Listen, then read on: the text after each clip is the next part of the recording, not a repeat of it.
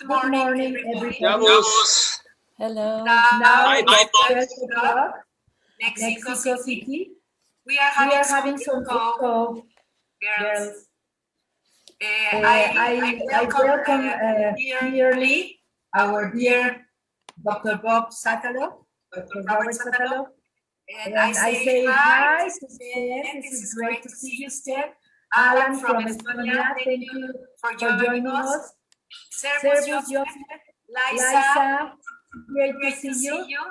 Dear John, many things, John Rubin, Marianne Spicher from Bremen, lieb zu see dich, Erki, Monchegri, Paris, Giovanna, hello, ciao, Giovanna Barraca, lieber Professor Jürgen Wendler from Berlin, Giovanna Cantarella, Milano, and also we have Adam Rubin, hi, from lecture, Orietta from Milano, ciao, Orietta, Ofer from Tel Aviv, hello, Rosa Maria Valdivia from Mexico, hello, Giovanna Cantarella, oh, you are twice, Michael Jones, great that you join us, Michael, welcome, Joaquin Llanes, very welcome, Maximino Salvador, Carlo Robotti, our dear treasurer, Philippe de Jonker from Belgium, hello, Philippe, and also we have with us,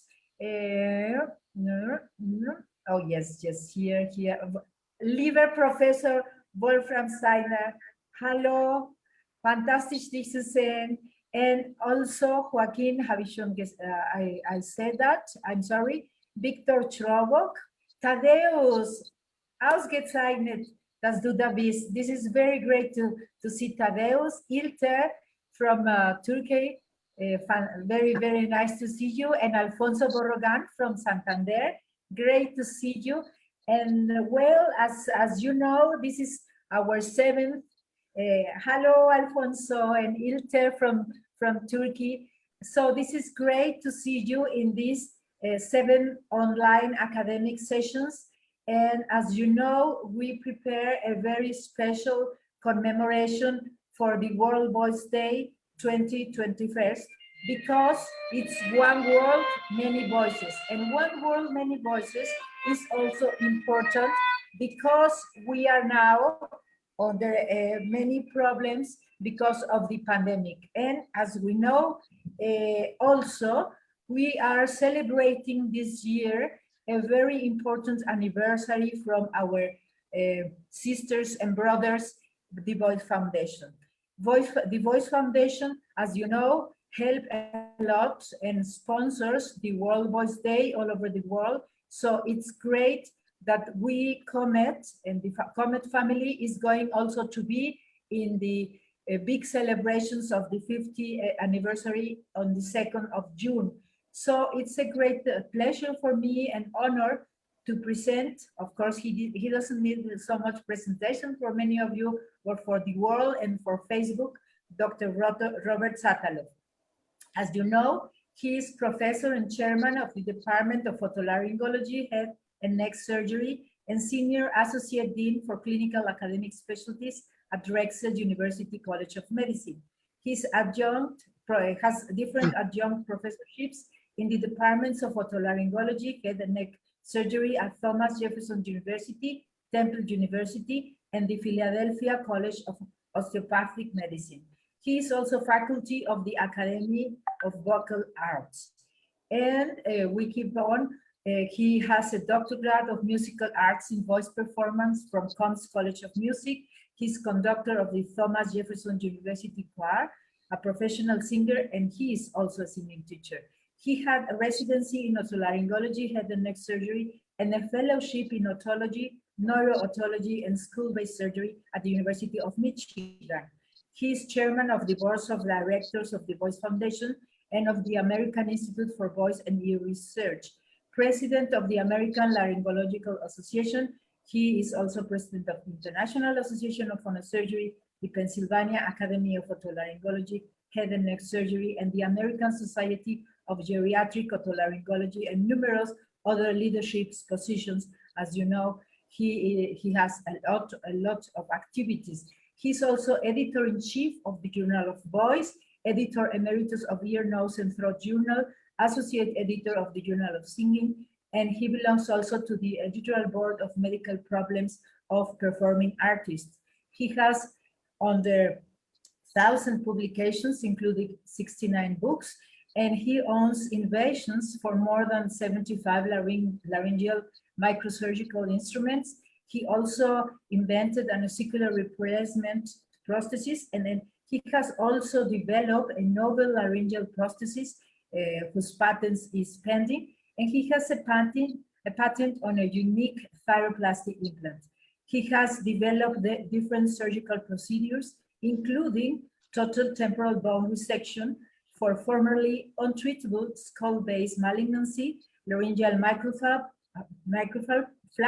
and mini microflap procedures, vocal fold lipo-injection, vocal fold lipo-implantation, and others. And he is, of course, one of the best doctors in America. He has different awards. For example, with the Woodward White Athens, every year he's the best doctor in America since 1992. And he is also named best doctor at the Philadelphia Magazine since 1999. And he's America's top doctor through Castle Connolly's since 2002.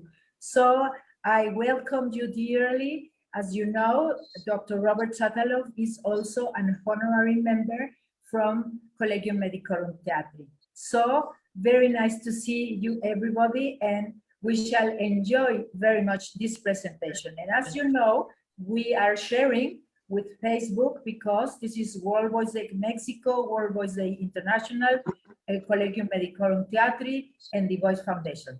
Welcome, dear Bob. Thank you, Eugenia. I appreciate the very gracious introduction. When I was training at the University of Michigan in the late 1970s, endoscopic voice surgery consisted of what we called at the time vocal cord stripping and not much else. We have enjoyed delightful progress. I have no conflicts that I think will be active, but I will mention that I make some surgical instruments from which I receive royalties, some of which will be pictured in this talk, but we are certainly not selling instruments. The great advances that we have enjoyed over the last few decades were made possible by our increased understanding of the anatomy and physiology of the voice, particularly the layered structure and the importance of precision that allows us to remove pathology without disturbing subjacent layers and provoking fibroblast proliferation. That is the essence of modern surgery.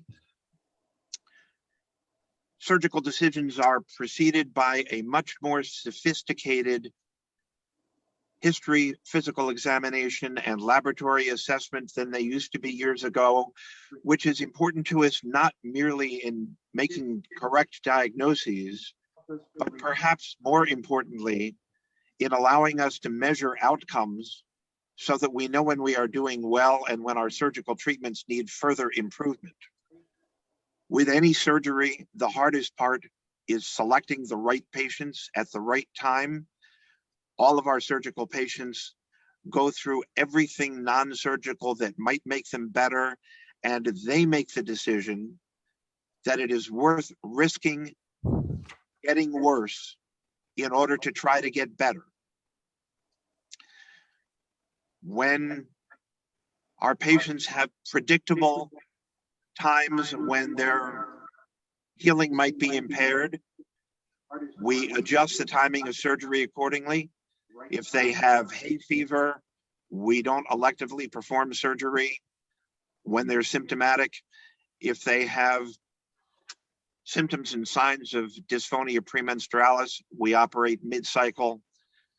And we make sure that we select times when patients can and will comply with preoperative and postoperative voice therapy, which is so important to good results.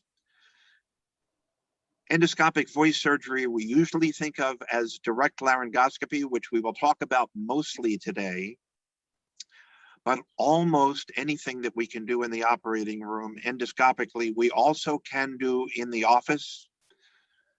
That's not the primary topic of today's discussion, but we are doing more and more in-office surgery.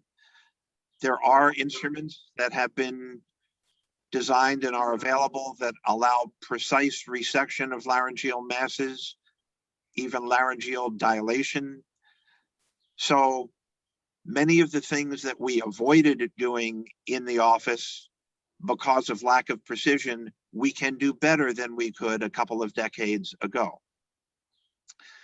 Usually we do such surgery with an assistant and a flexible laryngoscope, but indirect laryngeal surgery has been around for a long time, a lot longer than I have. And if we are working without an assistant, we can use the patient as an assistant and still have a hand to hold a mirror or a telescope and another hand to hold an instrument.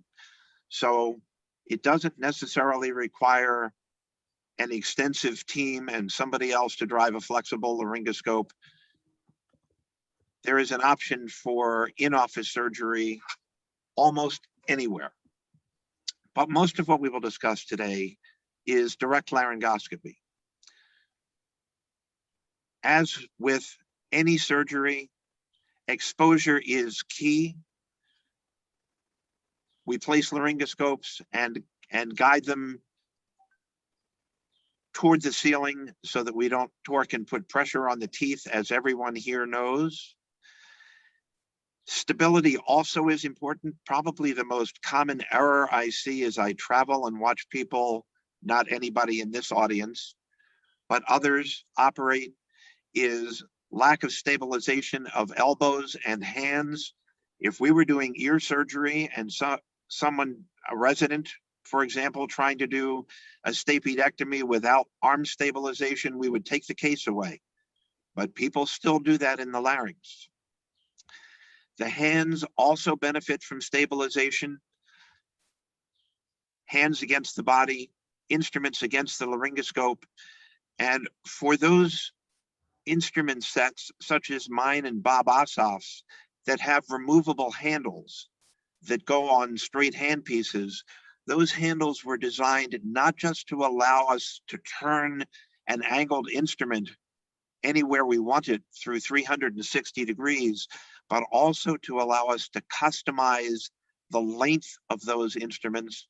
So if we're operating on a 7-foot basketball player or a 5-foot ice skater, we can customize the instrument in a second to be the right length for each individual patient undergoing surgery, so we can stabilize a finger against the laryngoscope if we want to.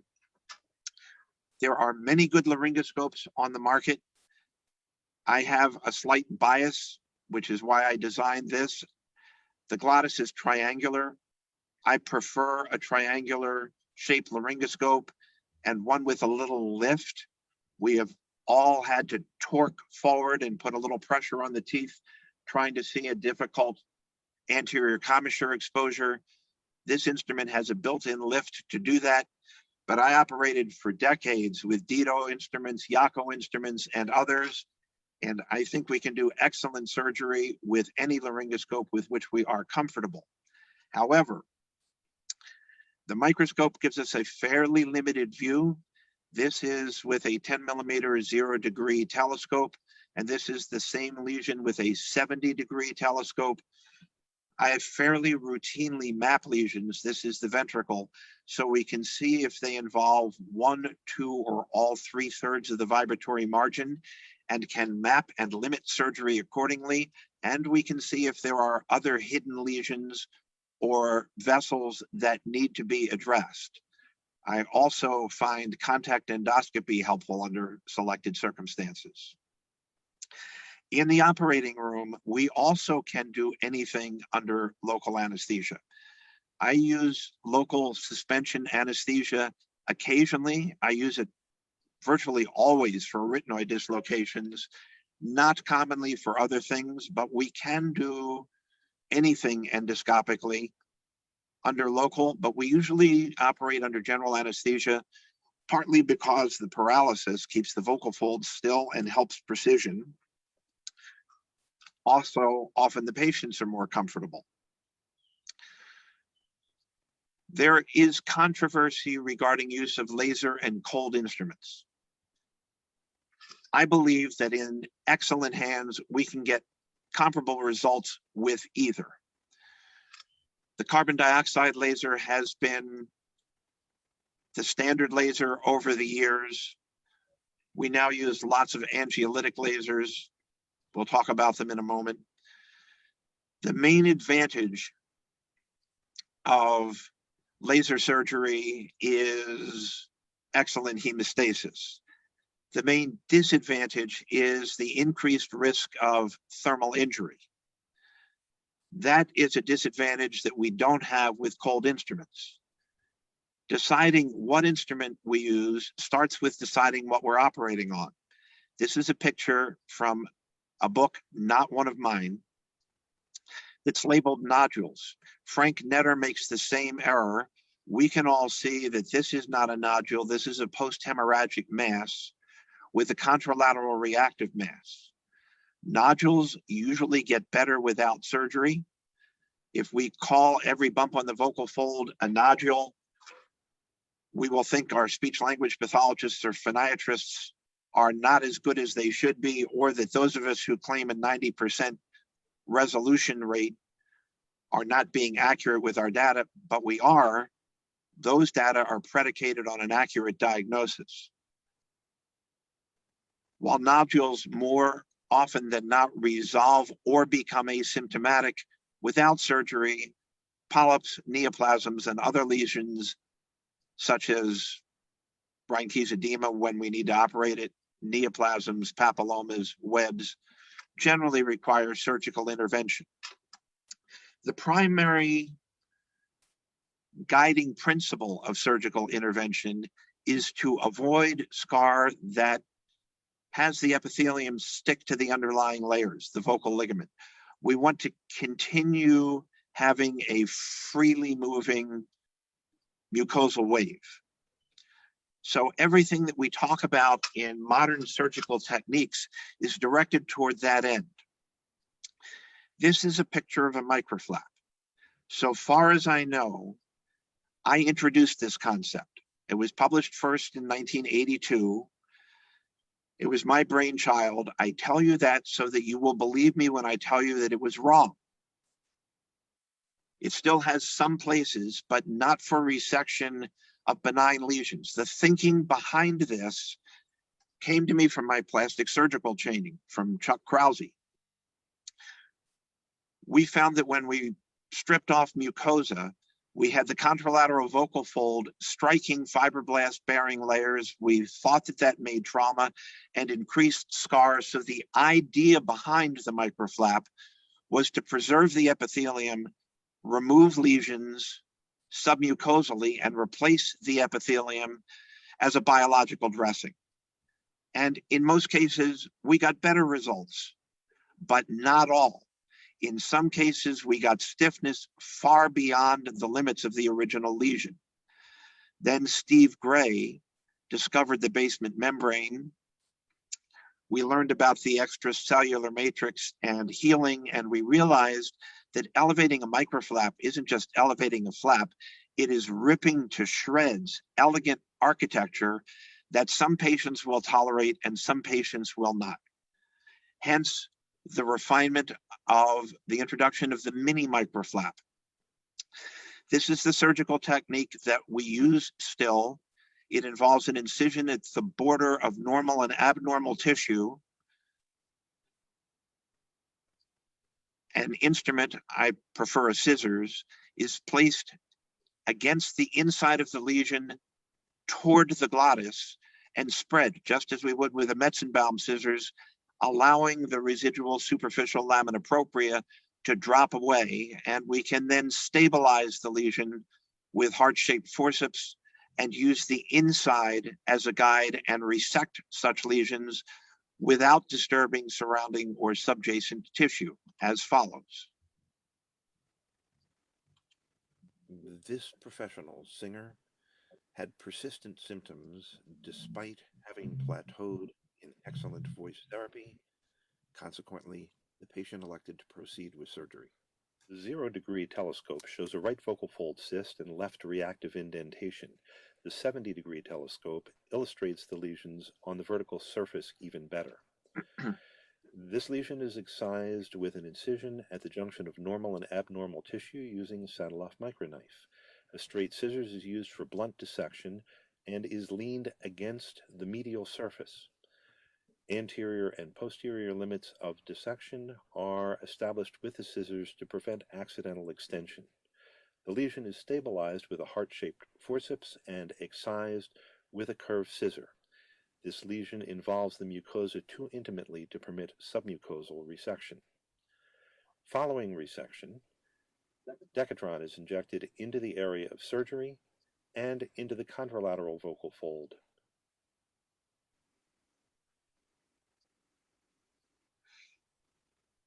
Now, such lesions can also be removed with a laser.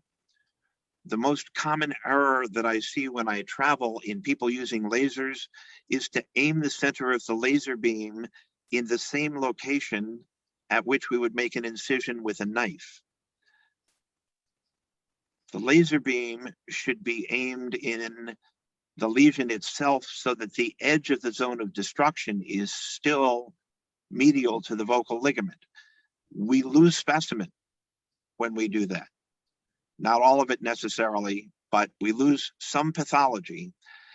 If we aim the laser beam on the edge of the epithelium, then even with today's narrow beams, it is possible to create thermal injury and scar. But in the hands of an excellent laser surgeon, very good results can be obtained. In my opinion, you can't be an excellent laser surgeon without being an excellent cold instrument surgeon.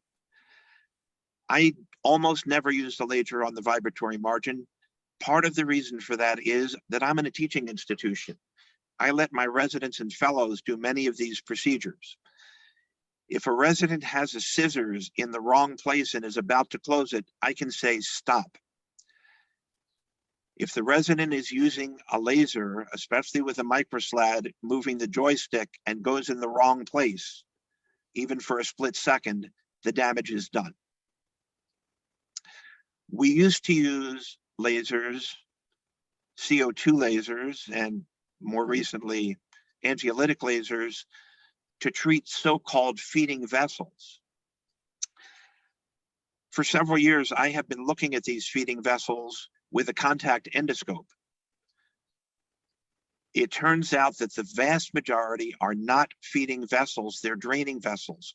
When you look at the corpuscles, they are flowing away from the mass rather than toward the vibratory margin. So if they are draining the pathologic area, it seems to me to make less sense to ablate them than if they are feeding the area. We need evidence and data. But I stopped treating these vessels if they are draining rather than feeding vessels. Everybody eventually will be switching to the blue laser because KTP laser has been stopped. It's no longer being produced. I have found the blue laser to be surprisingly precise. It's good for ectasias, for vessels, and for limited cutting. It will not work for a large supraglottic tumor. It's no substitute for a CO2 laser at 10 or 15 watts continuous, but for small lesions and for posterior glottic stenosis and subglottic stenosis radial incisions, it creates very little char.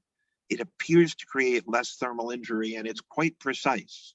It is not the only technique for dealing with vessels that either bleed repeatedly or that engorge on phonation and create dysphonia, particularly in singers.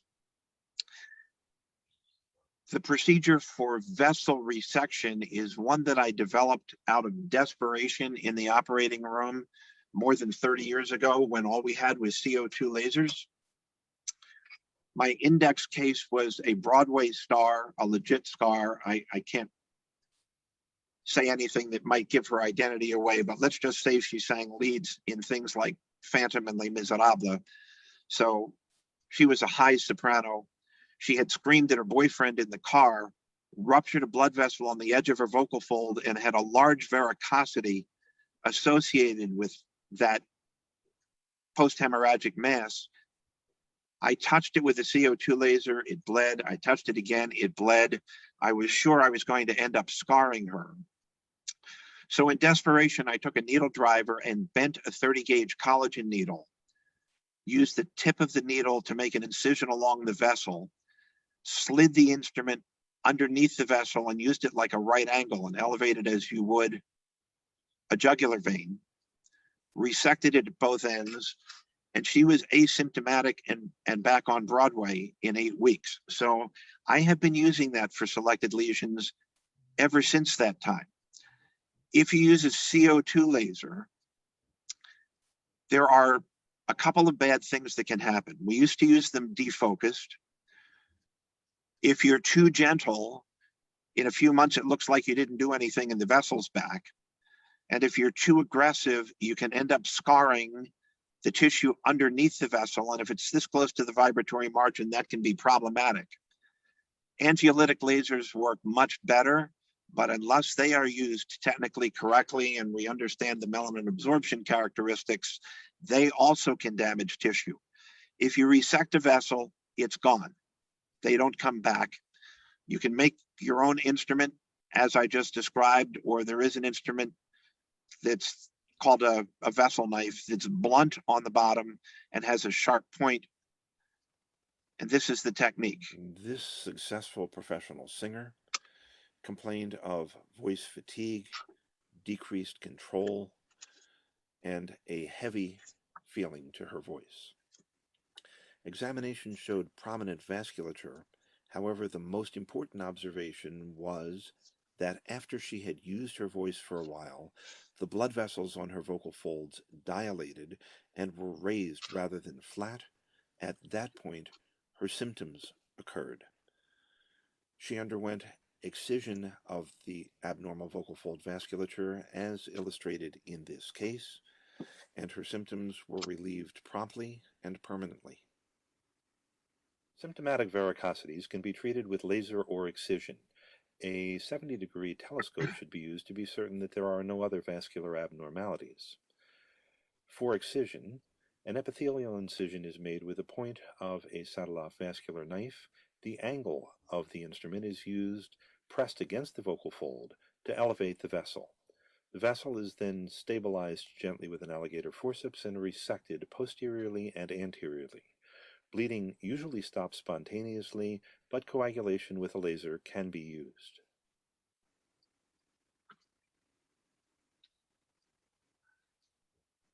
Incidentally, I will mention in passing that I am proud of the fact that the surgery done in some of these cases is being done by my fellows or residents. While this is challenging surgery, the residents start with me in their second year.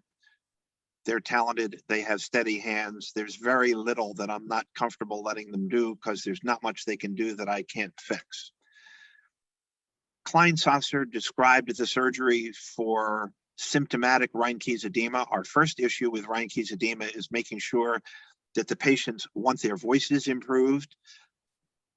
3-pack a day, female attorneys who like being mistaken for men over the phone and come to see us to make sure they don't have cancer will not be happy patients if we get rid of their Reinke's edema and give them a nice, normal, feminine soprano voice.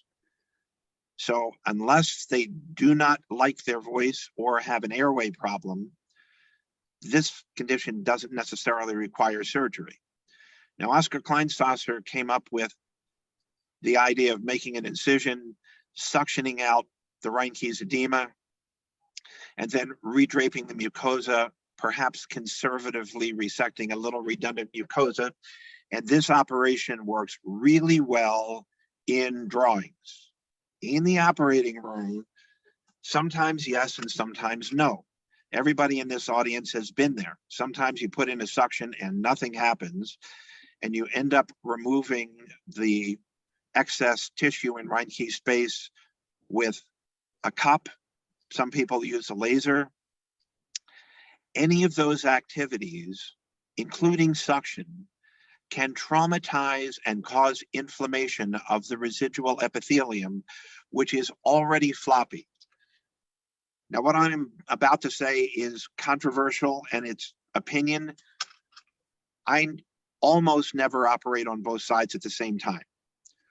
Jim Gould and I both saw the worst webs that we ever saw, referred to us from good laryngologists whom we trust, who told us that they had done Klein-Sasser's procedure on both sides, not touched the epithelium. And because I am sure of the inflammation caused by the trauma and the redundancy, they ended up with almost complete musculomembranous webs. So he started and I started at the same time, only doing one side. That is not the only reason that I only do one side. The other is patients who have Reinke's edema have a low voice, but low phonation threshold pressures and easy phonation. If we take a little bit too much tissue and traumatize this area and get scar, get a hypodynamic or adynamic vocal fold, and we have Reinke's edema on the other side, the patients do fine. If we have scar on both sides, their phonation threshold pressures are up, phonation becomes effortful, and they are worse off than they were before we operated upon them. So I do the worst side, let it heal and make sure there's a mucosal wave, and then plan to go back and do the other side. Jim Gould went his whole career after he started doing this without ever having a patient elect to have the second side done. And more than 90% of my patients are happy after having one side done and leave the other side because they're happy with that voice compromise between what they have been used to and normal. Webs are a plague for all of us. Since this is such a distinguished audience, I couldn't resist throwing in a couple of new things, since I'm sure most of you already know everything I've discussed so far. The standard treatment for anterior glottic webs is placement of a stent or keel. It can be done internally. It can be passed through the skin and stabilized. This is an old technique that I introduced, and I show it because this is the index case. I published it, and my technique was wrong. There's still a place for this, but in case anybody goes and looks this up and tries to duplicate it, don't. I made a foolish mistake. This is a patient who had recurrent respiratory papillomatosis, exceedingly aggressive. She needed surgery every couple of months. She was a board member of international corporations, used her voice extensively. She had one side done and came back with a total musculomembranous web. Because her papilloma was so aggressive, and this was a good 30 years ago, I was afraid to run stitches through her neck and tie them on buttons externally to create a suture tract and potentially have papillomas grow out into her neck and end up with extralaryngeal papilloma. This is a piece of 0.02 inch reinforced silastic. This is Proline, and the sutures run lateral to the vocalis muscle. So this is sutured entirely internally within the larynx. And I put this in and figured I'd watch and wait a few weeks until the other vocal fold healed. The foolish mistake was tying the knots in the glottis in the easy place. This knot continued to cause ulceration in the contralateral vocal fold. So the technique is pretty good. The technique works, but the knots have to be tied in the ventricle. So there's just suture here and nothing that will traumatize the other vocal fold. However, almost anything that I've ever done commonly leaves us with a little bit of blunting at the anterior commissure. This is a new idea. It is not available commercially, but we can make it ourselves. I mentioned Boston Medical, which was going to make this prosthesis. After they got purchased by a European company, those arrangements stopped. So right now we're negotiating to have this made available commercially, but you'll get the idea.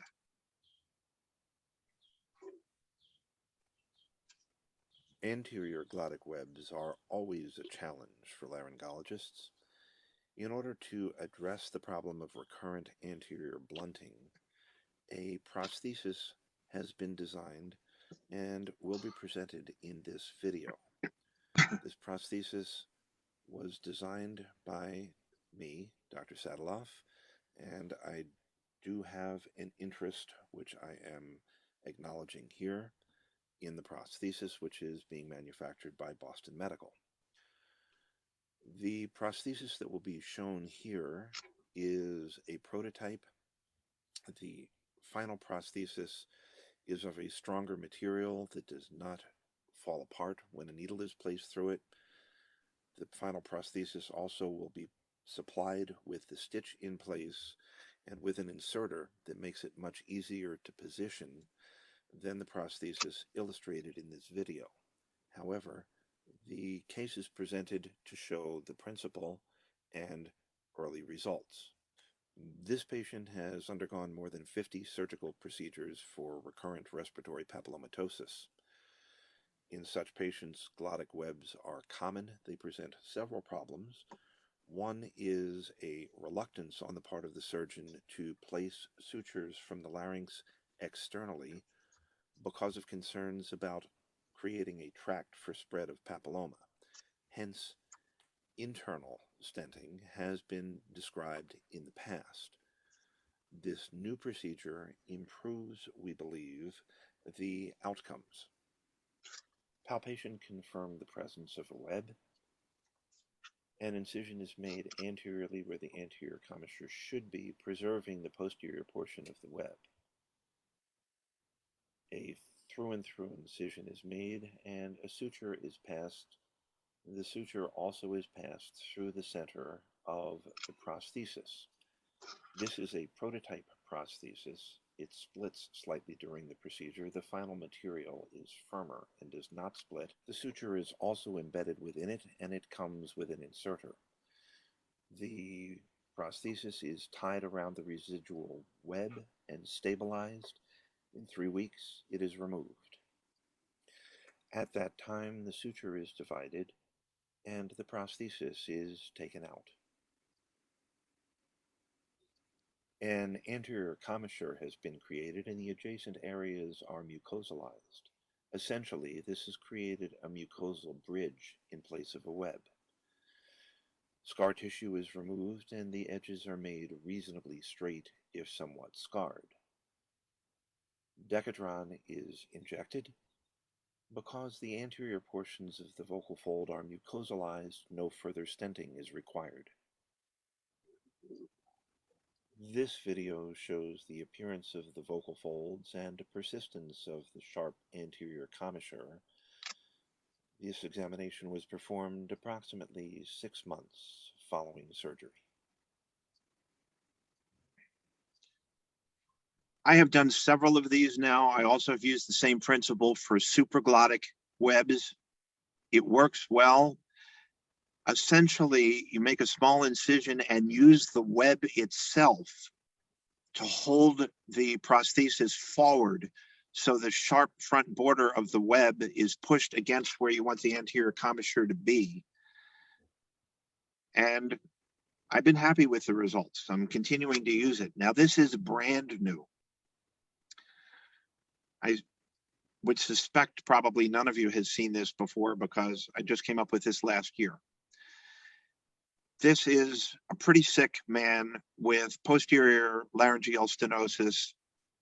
He had multiple intubations and he had multiple attempts at repair, all of which, as they often do, failed.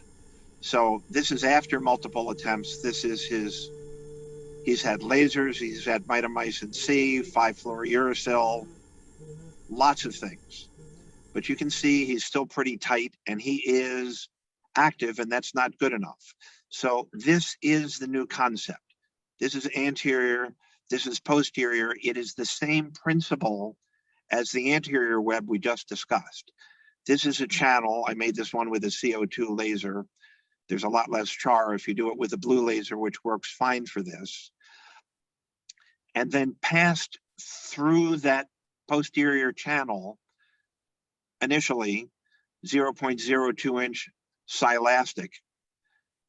Again, we've changed from a solid web to having created a bridge with a mucosalized posterior area.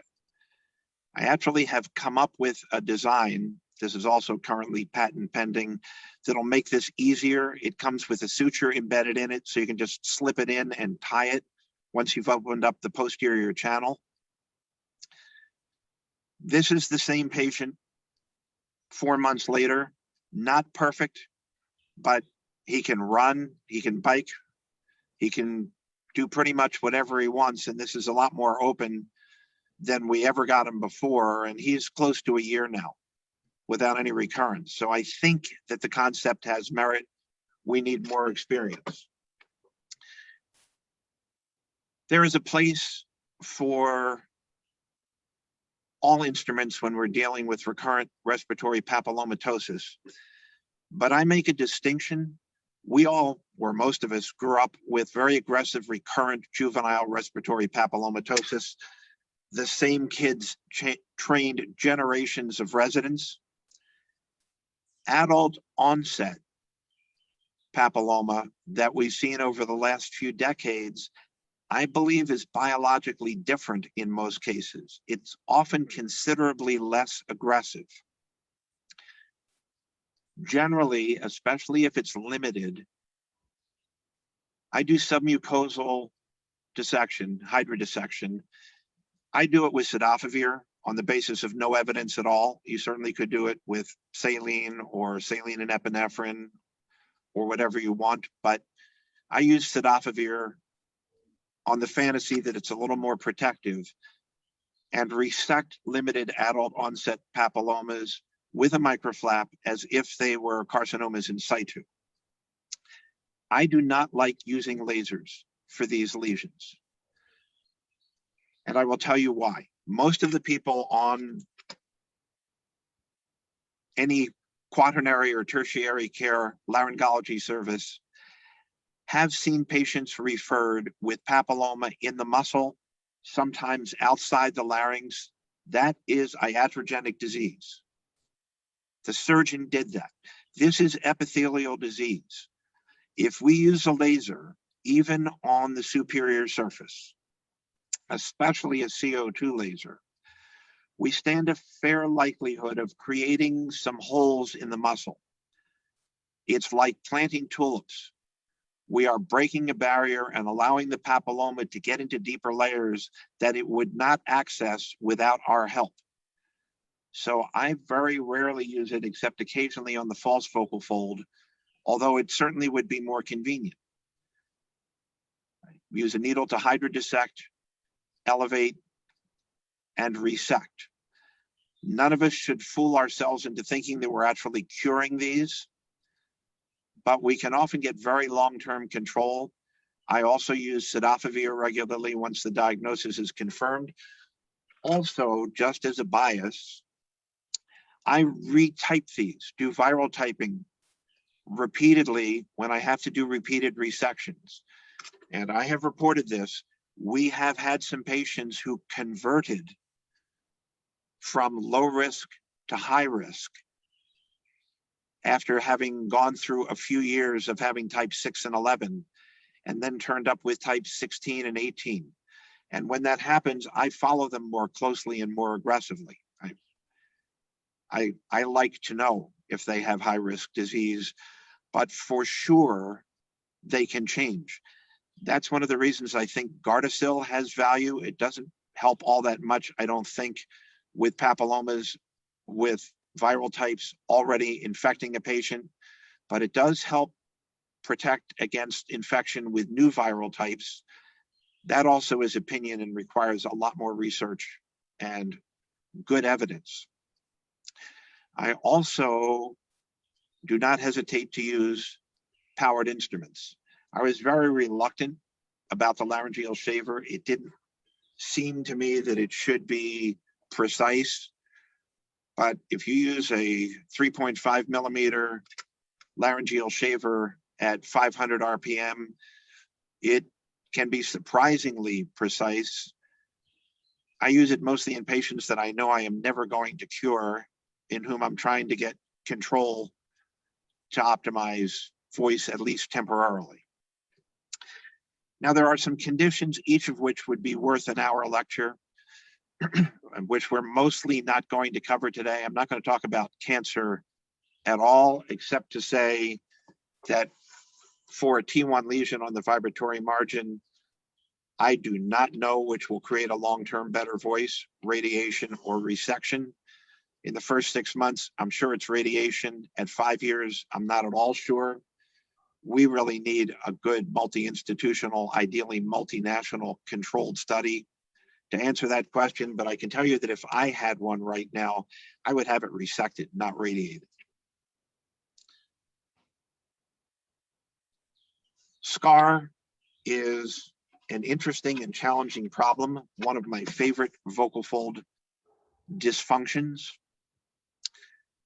It has been treated with steroid injections, raising flaps, lowering flaps, all sorts of things for decades. About 4 or 5 years ago now, I stopped using steroids and started using 5-fluorouracil. It is discussed and researched extensively in the plastic surgery literature for treatment of SCAR. I figured SCAR is SCAR. I used the mixture that was used in the plastics literature. It contains triamcinolone. I don't like triamcinolone. I use dexamethasone when I'm doing steroid injections because triamcinolone is a suspension and it can have white material come out of suspension and create a leukoplakic-like lesion that can last for up to 8 months and create a stiff vocal fold. However, since this was such a novel use, I figured I was better off using the same mixture for which there was existing literature. Also, this uses a mixture with 4.5 milliliters of 5-FU and 0.5 milliliter of triamcinolone. So the concentration is so low that there's never been a problem. We are now finalizing the paper on this. I have been astonished at the results. I have to tell you, I didn't expect them to be this good. We have mucosal waves in people in whom I never got mucosal waves with repeated steroid injections. As we all know, Shigeru Hirano has done some very interesting work with growth factors. There is a commercially available product called AmnioFix, made from amniotic materials, that has most of the growth factors that he used. You can also create it with platelet-rich plasma, which can give you growth factors, and you have some growth factors with autologous fat. I've only been using growth factors in humans for about 9 months, so I'm not ready to make a comment yet. I need longer observation. I can tell you that short term, it doesn't seem to be working as well as the 5-FU, but we all need to be thinking outside the box for vibratory margin scar. Now, for severe vibratory margin scar, I guess probably 20 or 30 years ago, I introduced the concept of autologous fat implantation, not injection. This operation requires a little explanation. When I originally, first of all, my original thinking was all wrong. My thought was you had a stiff edge, you had a wave on the other side. When the peak of the wave met the stiff wall, the valley of the wave didn't, so you had breathiness and irregularity. My plan was to make a soft edge so the sides could interdigitate. I tried elevating and putting fat in. You can't suture it. When you tie the suture, the holes that come from the tying of the suture are big enough to let the fat extrude. I woke up at 3 o'clock in the morning one day and knew how to do this. The trick is to create an access tunnel, a small incision, and elevate only in this area. The rest of the superior surface remains undisturbed. You then insert a right angle instrument, usually a right angle ball dissector. I do have an instrument called a flap knife that has a sharp edge on the bottom. So in really bad cases, you can put a 90-degree instrument in and cut straight down. I used to use a scissors and it tended to tear the access flap. You then fill the pockets that you've created, and the pocket goes fairly far vertically. So you're creating a whole contact area. You fill the pocket with fat. I tried to do it freehand with fat resected. It was always lumpy. I harvest this with a large 1 centimeter liposuction cannula and put it in with a pruning syringe. Now here's the trick.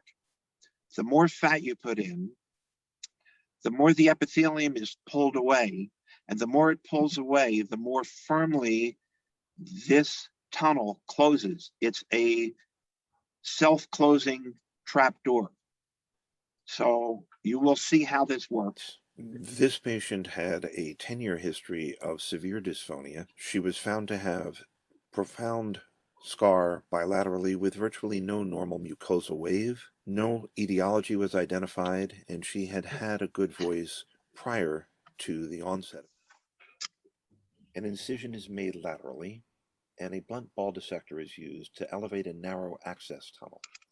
The ball dissector is fed through the access tunnel and used to elevate a pocket along the vibratory margin in the area of scar. This pocket is then filled with fat using a pruning syringe to deliver the fat. The access tunnel closes automatically as the fat is placed.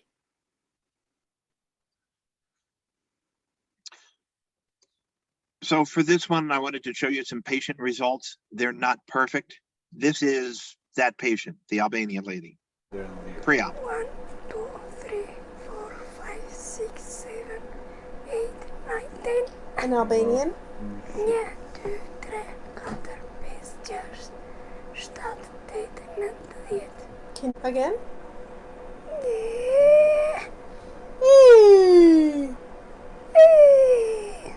Again?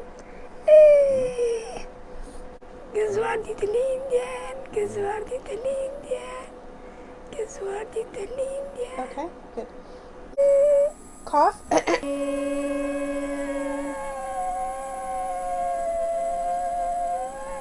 Again?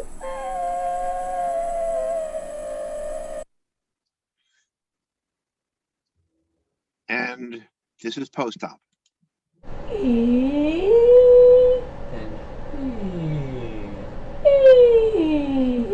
Happy birthday to you. Happy birthday to you.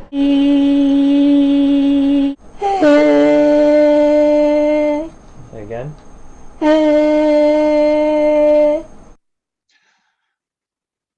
So that was about a year post-op. By no stretch of the imagination perfect, but for somebody with essentially bilateral adynamic vocal folds, she was good enough that people stopped asking her if she was sick. She could carry on a conversation in a restaurant. So there is a place for the autologous lipo-injection or lipo-implantation.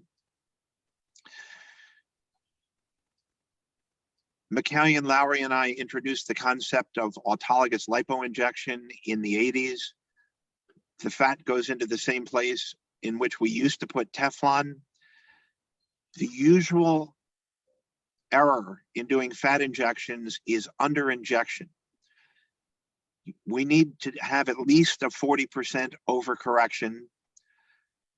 My indicator is when the resident on call asks me if I wouldn't like a little steroid, then I do a few more clicks and we're done.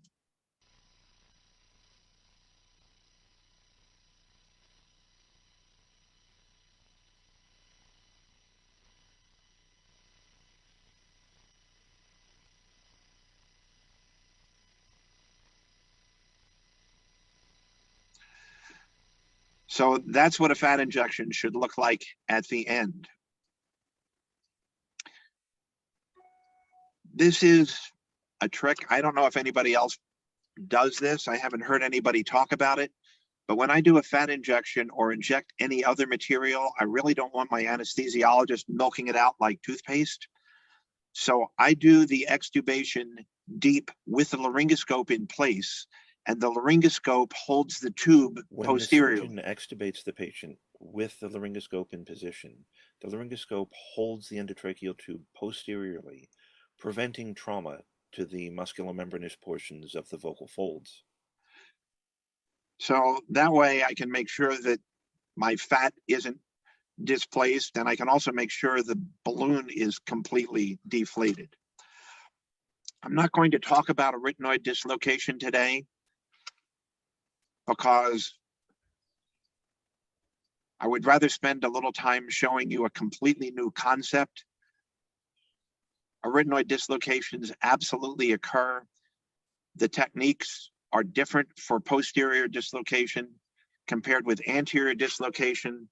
The only thing worth mentioning in an anterior dislocation is that any manipulation can't be done below the vocal process. There's an embryologic fusion plane, as you all know, between the vocal process and the body of the arytenoid. It's a fracture line waiting to happen. This involves bimanual technique and an instrument that's a Hollinger laryngoscope placed over the entire face of the arytenoid and used to bring it back into place, usually in conjunction with botulinum toxin. Now, this is another completely new idea, so I thought I would share it with you. This 15-year-old had been intubated at birth and had had a weak cry noted at the time of extubation. Her voice had always been abnormal. She had a dislocated, lateralized arytenoid with the vocal process at an inappropriate height. Arytenoid reduction was attempted and failed. The arytenoid could not be moved. An external approach to perform arytenoid adduction rotation or arytenoidopexy also failed because the arytenoid was found to have been comminuted. When it was cut free, the tissue was so friable that solid suturing to the appropriate portion on the cricoid cartilage was not possible. Hence, vocal fold replantation was devised. It involves endoscopically incising the scarred vocal fold tissue to completely mobilize and medialize the true vocal fold, moving the vocal process and a bit of adjacent residual arytenoid cartilage, and suturing that cartilage to the midline of the cricoid cartilage at the proper height. Palpation confirms complete immobility and fixation of the right arytenoid, and the vocal folds are at different heights. A suture is placed coming from posteriorly into the larynx through the cricoid cartilage.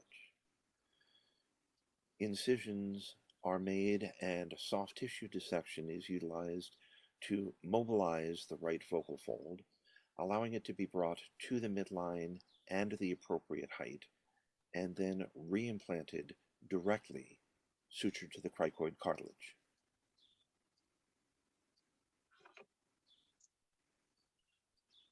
So that actually worked. She ended up with a vocal fold near the midline, had a little injection medialization, and a more or less normal voice. There are lots of other interesting things about which we could speak: pitch modification for transgender, SD, lots of other things. There is not good evidence on postoperative management, either with steroids or voice rest. I don't use steroids except intraoperatively in most cases, or antibiotics. I do use voice rest until the epithelium has healed, usually sometime between 3 days and a week. In professional voice users, while we are all reluctant, we need to be willing and not deny the people who need perfection most just because of our concerns about making them worse. Yes, we don't want to make them worse, but if they are unable to make a living, we need to make them better. It brings great joy to life. I was on tour for a week in San Francisco with my a cappella group, and I felt really vocally fatigued for the entire time. But because we were performing and we were getting paid to do like a lot of gigs while we were there, I still had to go on stage and just sort of sing through it.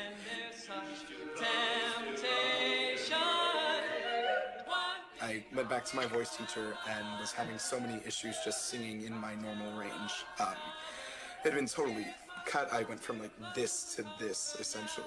Arpeggio. They did the whole scope. They did a camera down the throat and found the lump there.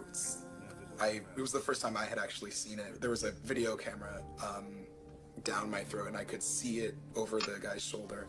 It was this huge lump on my vocal cords. It was like one of the scariest things I've seen. Okay. Now, as you're saying it as a statement, can we gonna make that feeling of open stay there? 5, 6, pick up sticks. Keep the sound here, sticks. It's hard. It's a hard one. Yeah. Keep it in your mouth. 5, 6, pick up sticks. Better. That's better. Yeah. It's very easy to listen to her instructions and to accomplish them. It's clearly coming from someone who knows a lot about the voice and how it functions. Risks of surgery we went over before: bleeding, infection, swelling, scarring, recurrence. The mass can come back. Right. Doesn't usually happen, but if I do everything perfectly and you do everything perfectly, you can still have some scar you already do. Remember, the problem with that is a healing problem. If you make an incision on the belly and do an appendix on 100 people, 1 or 2 of them will get a big ugly scar. We hope you won't be one of those, because if you get a big ugly scar in your voice box, your voice can be permanently hoarse. It can be worse than it was. All right. This is looking at the mass with a 70-degree laryngeal telescope.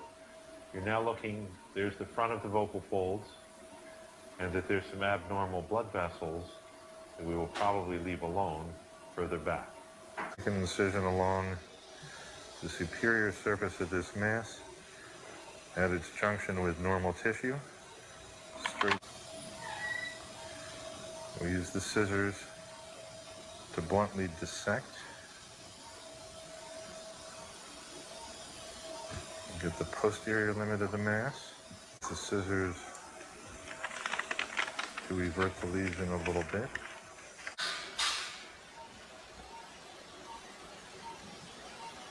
Perfect. This is Decadron. It is a corticosteroid that we're using not just for anti-inflammatory purposes, but to try and loosen up some of the scar. Suction, please, and this is a topical anesthetic, so it will decrease any irritation he might feel as he awakens. We're done. How are you? You're able to come off of voice rest. How do you feel? You're allowed to talk. Yeah, let me hear your voice. I'm so scared to speak. I could tell that. I could tell that downstairs. Today is the first time I've spoken anything in over a week. And surprisingly, it feels so much better than before the surgery. Like, there's just no weight on my cords. Even though I don't necessarily feel hoarse, it sounds totally different to me, but it feels much healthier.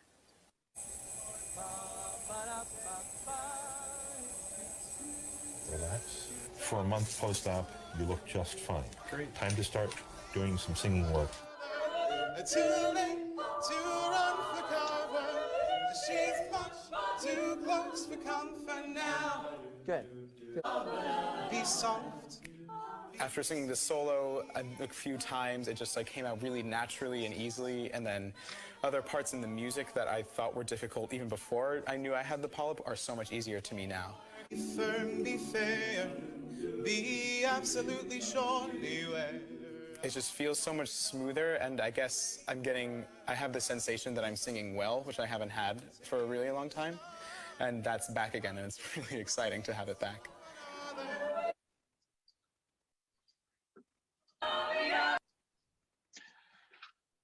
I thank you all for your attention. Hopefully, we will have the pleasure of seeing you at the Voice Foundation meetings in Philadelphia soon and often. And I will be available for questions. Thank you again for inviting me to spend this time with you. Thank you very much, dear Bob. This was a great presentation, as you usually do. And well, we are here, everybody. And now, before the live discussion, as we know, we are having our Doctoressa Giovanna Cantarella presentation. She's an associate professor in Milan University, Department of Otolaryngology, Fondazione Ospedale Maggiore Policlinico di Milano in Italy. She is in charge of the service of laryngology and phonosurgery, and she's also the director of the School of Specialization in Audiology Phoniatrics for Milan University. She's an associate professor in Milan University in the Department of Otolaryngology, also in the Ospedale Maggiore Policlinico di Milano, Italy. And she's, I'm sorry, this is a copy. She is a medical doctor from Naples University School of Medicine, and she was also visiting with a fellowship 3 months in St. Vincent Hospital at the Mount Sinai Hospital in New York City. And she was also at the Department of Surgery in Herman Hospital and M.G. Anderson Hospital in Houston, Texas. She has a specialization in otolaryngology from Milan University, specialization in maxillofacial surgery, also in the same university, and also she has a specialization in phoniatrics.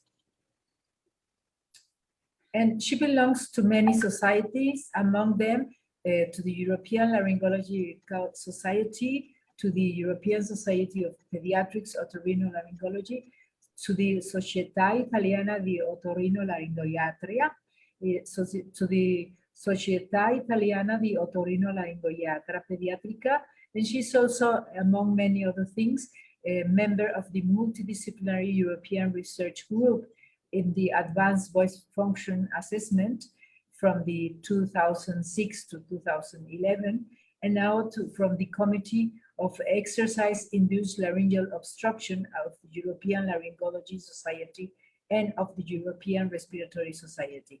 She has multiple publications, and well, now she's going to present herself. Dear Eugenia, dear all, good afternoon. I present myself. I am an otolaryngologist and phoniatrician, and I work in Milan, not far from the main cathedral. The history of our hospital dates back to the 15th century, as it was founded by Duke Francesco Sforza in 1456 as a charity hospital. The project was by the architect Filarete. The Forgiveness Day is still celebrated every 2 years since then for gathering funds for the hospital. Nowadays, the original building houses university offices and lecture halls, and a new hospital was built in front of the old one in 1895. Now, again, the hospital is being rebuilt, and it will look like this when finished with a vast therapeutic garden. I work in the building Monteggia, which looked, as you see on the right, until 20 years ago. Now I am very honored to be accepted as a Comet member, and I'm very grateful to the Comet members like my good friends Claudia Manfredi and Philippe de Jonquer, who generously shared knowledge and research projects with myself. And these are some of the results of our common research projects. These papers might be a good start also for the development of projects of telemedicine and telerehabilitation. My main interests in laryngology are vocal fold motility disorders. In the past, I worked on experimental reinnervation procedures for bilateral vocal fold paralysis. Now I'm gathering my data to be published about our mini-invasive lateral fixation technique to treat bilateral paralysis while preserving voice as much as possible. For unilateral paralysis, I worked in the past on spirometric and plethysmographic assessment of airway patency.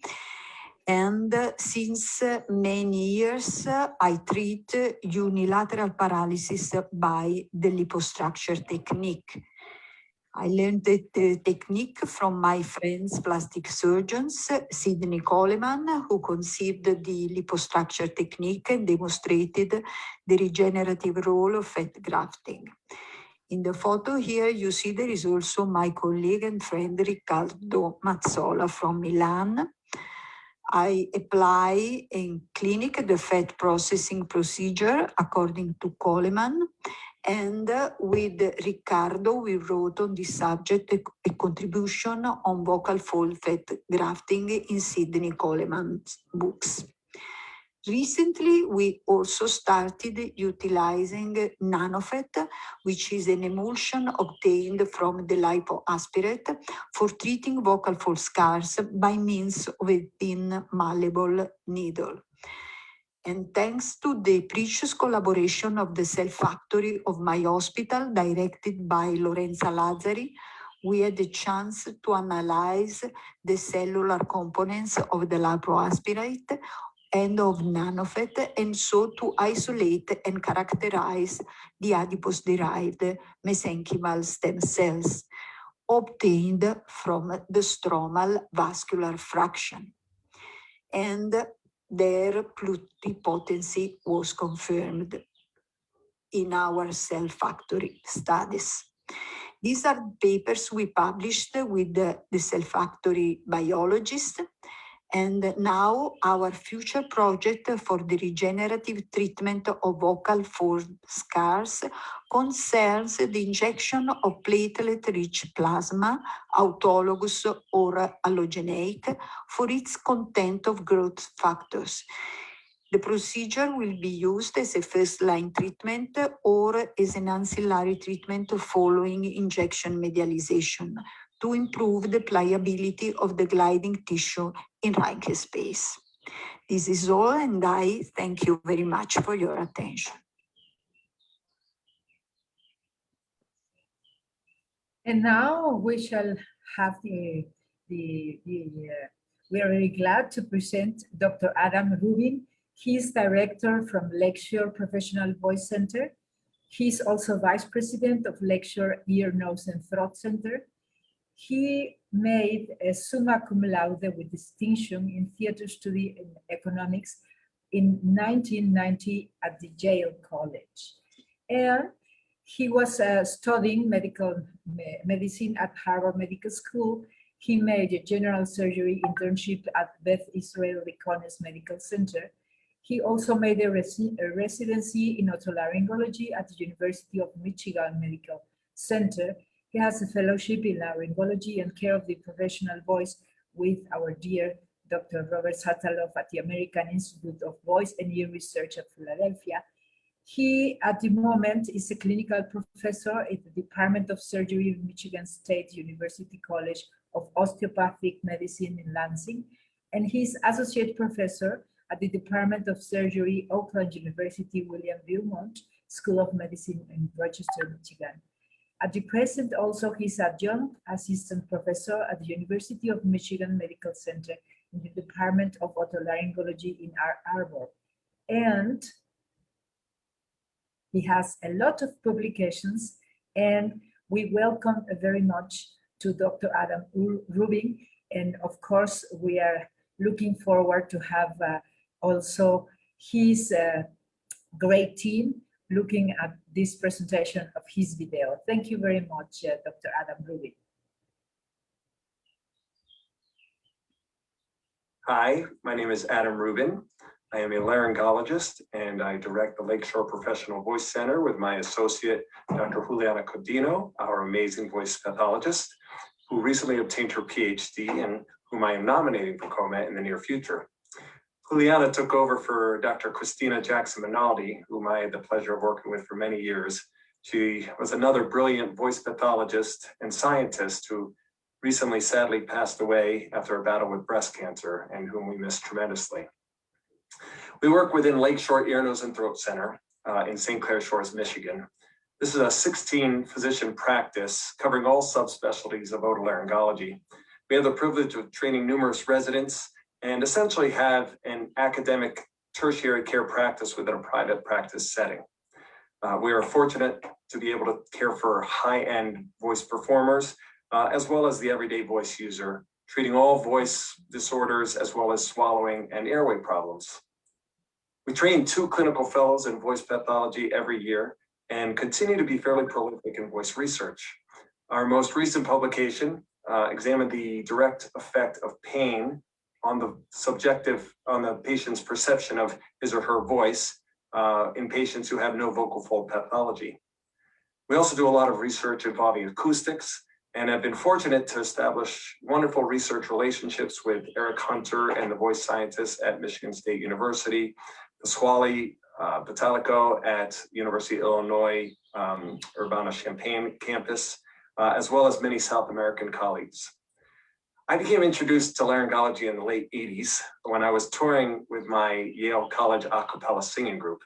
I was fortunate to be hosted by Dr. Richard Stasny while in Houston, Texas. Dr. Stasny was one of a few laryngologists in the country at the time. He knew my interest in both performance, voice, and medicine, and brought me to his office to show me video stroboscopy and microinstrumentation. And I got to see my own vocal folds for the first time. I then, after college, went on to be a professional actor for a few years. And I did a show at the Walnut Street Theater in Philadelphia where I received my equity card. The lead of the show suffered an acute vocal fold tear and ended up seeing Dr. Robert Satalof, whom I ended up doing my fellowship with more than 10 years later. One of our favorite things to do at Lakeshore is our annual World Voice Day concert. We started this about 15 years ago and have continued it annually. We obviously enjoy the opportunity to perform. Juliana is a performer as well. But even more rewarding is our patients performing, sharing stories of voice loss and recovery, and helping us to raise vocal health awareness. When I started this, we held it in the basement of a hospital and there were 30 people in the audience. But for the last 12, 13 years, we've held it in beautiful theaters and we get crowds up to 300 to 400 people. Of course, last year and this year, sadly, the concert has had to be virtual due to COVID. People love doing it and we love hosting it. You can check out this year's and prior year's concerts on our YouTube channel. Just go to YouTube and search Lakeshore Professional Voice Center. So I figure this is probably more information than you wanted to hear. I am honored to be part of Comet and I look forward to sharing experiences, research with, and learning from all of my talented colleagues. Thank you. Well, thank you very much, Dr. Giovanna Cantarella, Dr. Adam Rubin.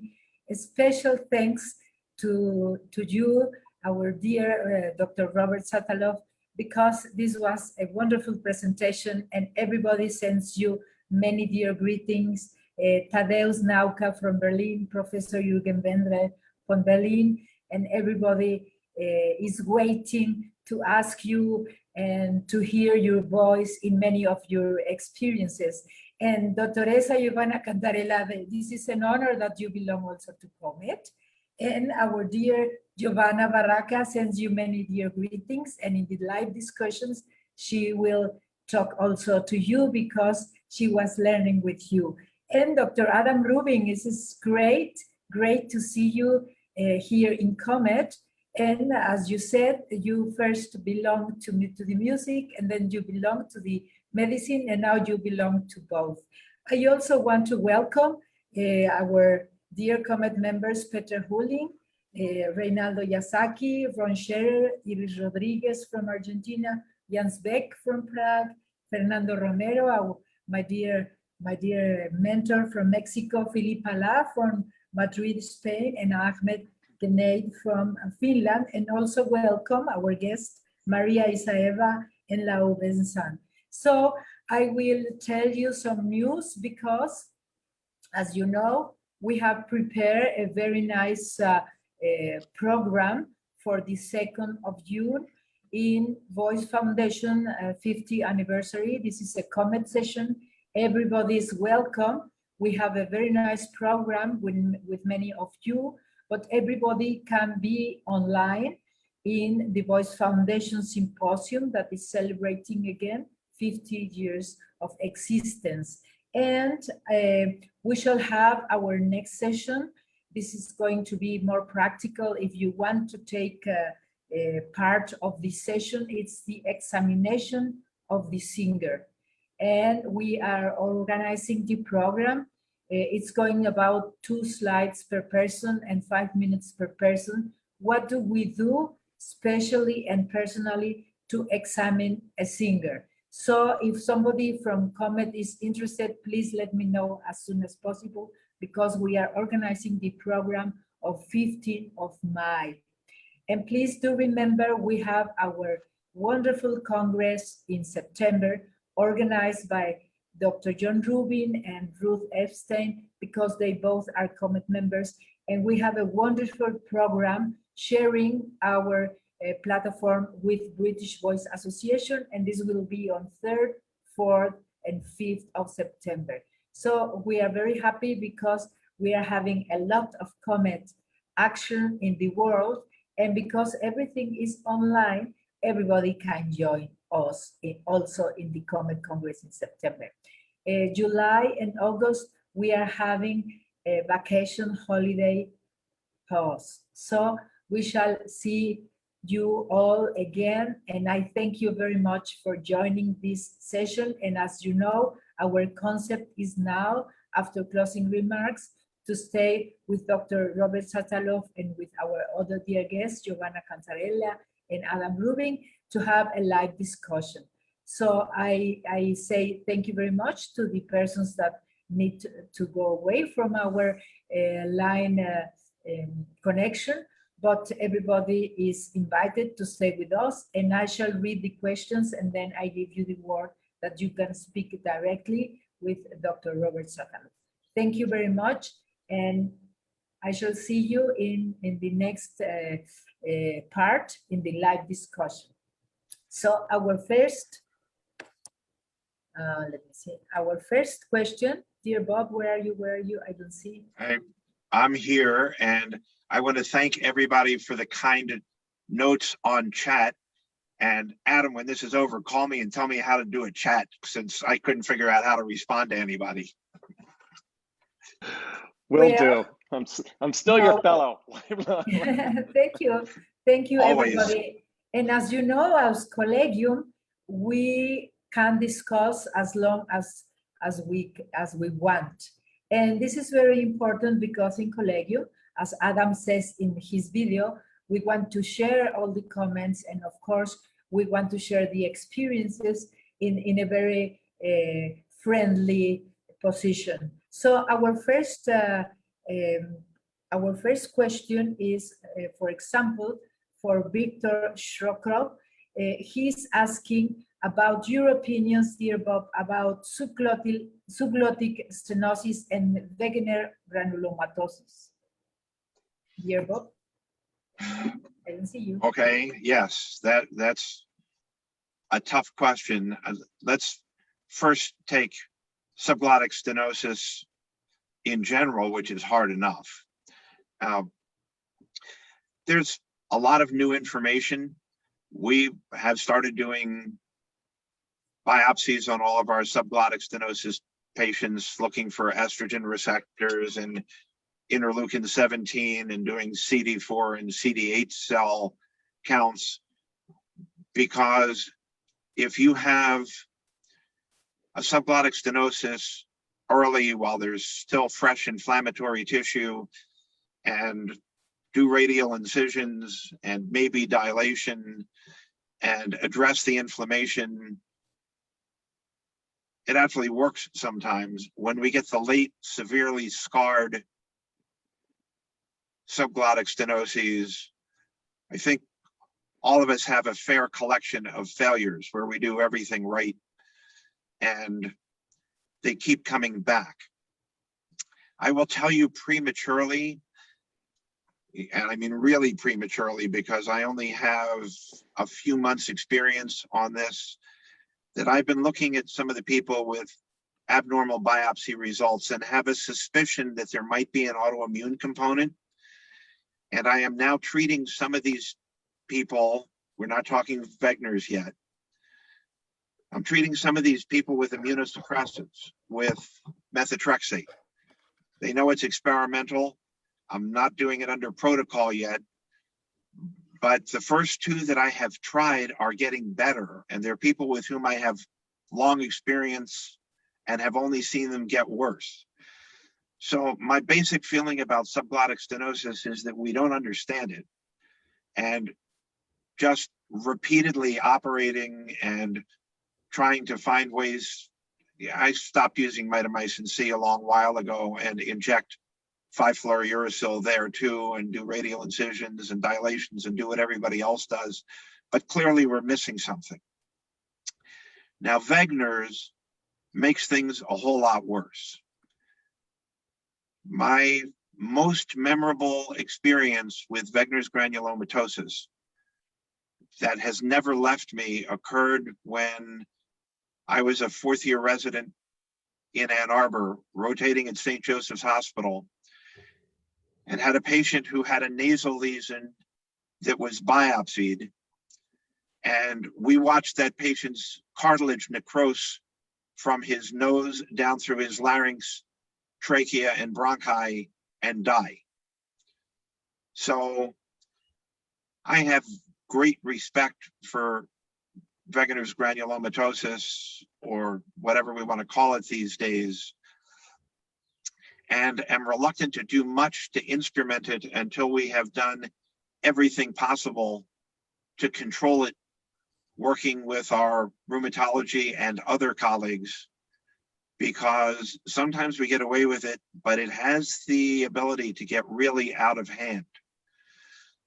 So I would like to turn that back and ask why you asked the question and what you do with it, and if you have anything that you think actually works other than injecting with either steroids or other immunosuppressives and repeated dilation.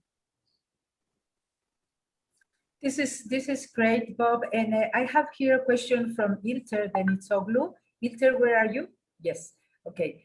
He asked, what do you do when you see a sulcus during a polyp surgery? When I see what? A sulcus. Oh, a sulcus. Yes. First of all,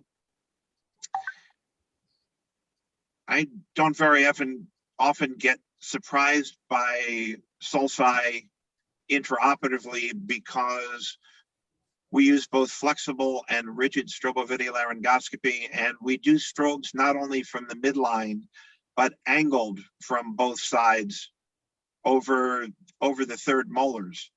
So unless the polyp is so large that it is hidden a sulcus, we know it's there and discuss whether or not to treat it.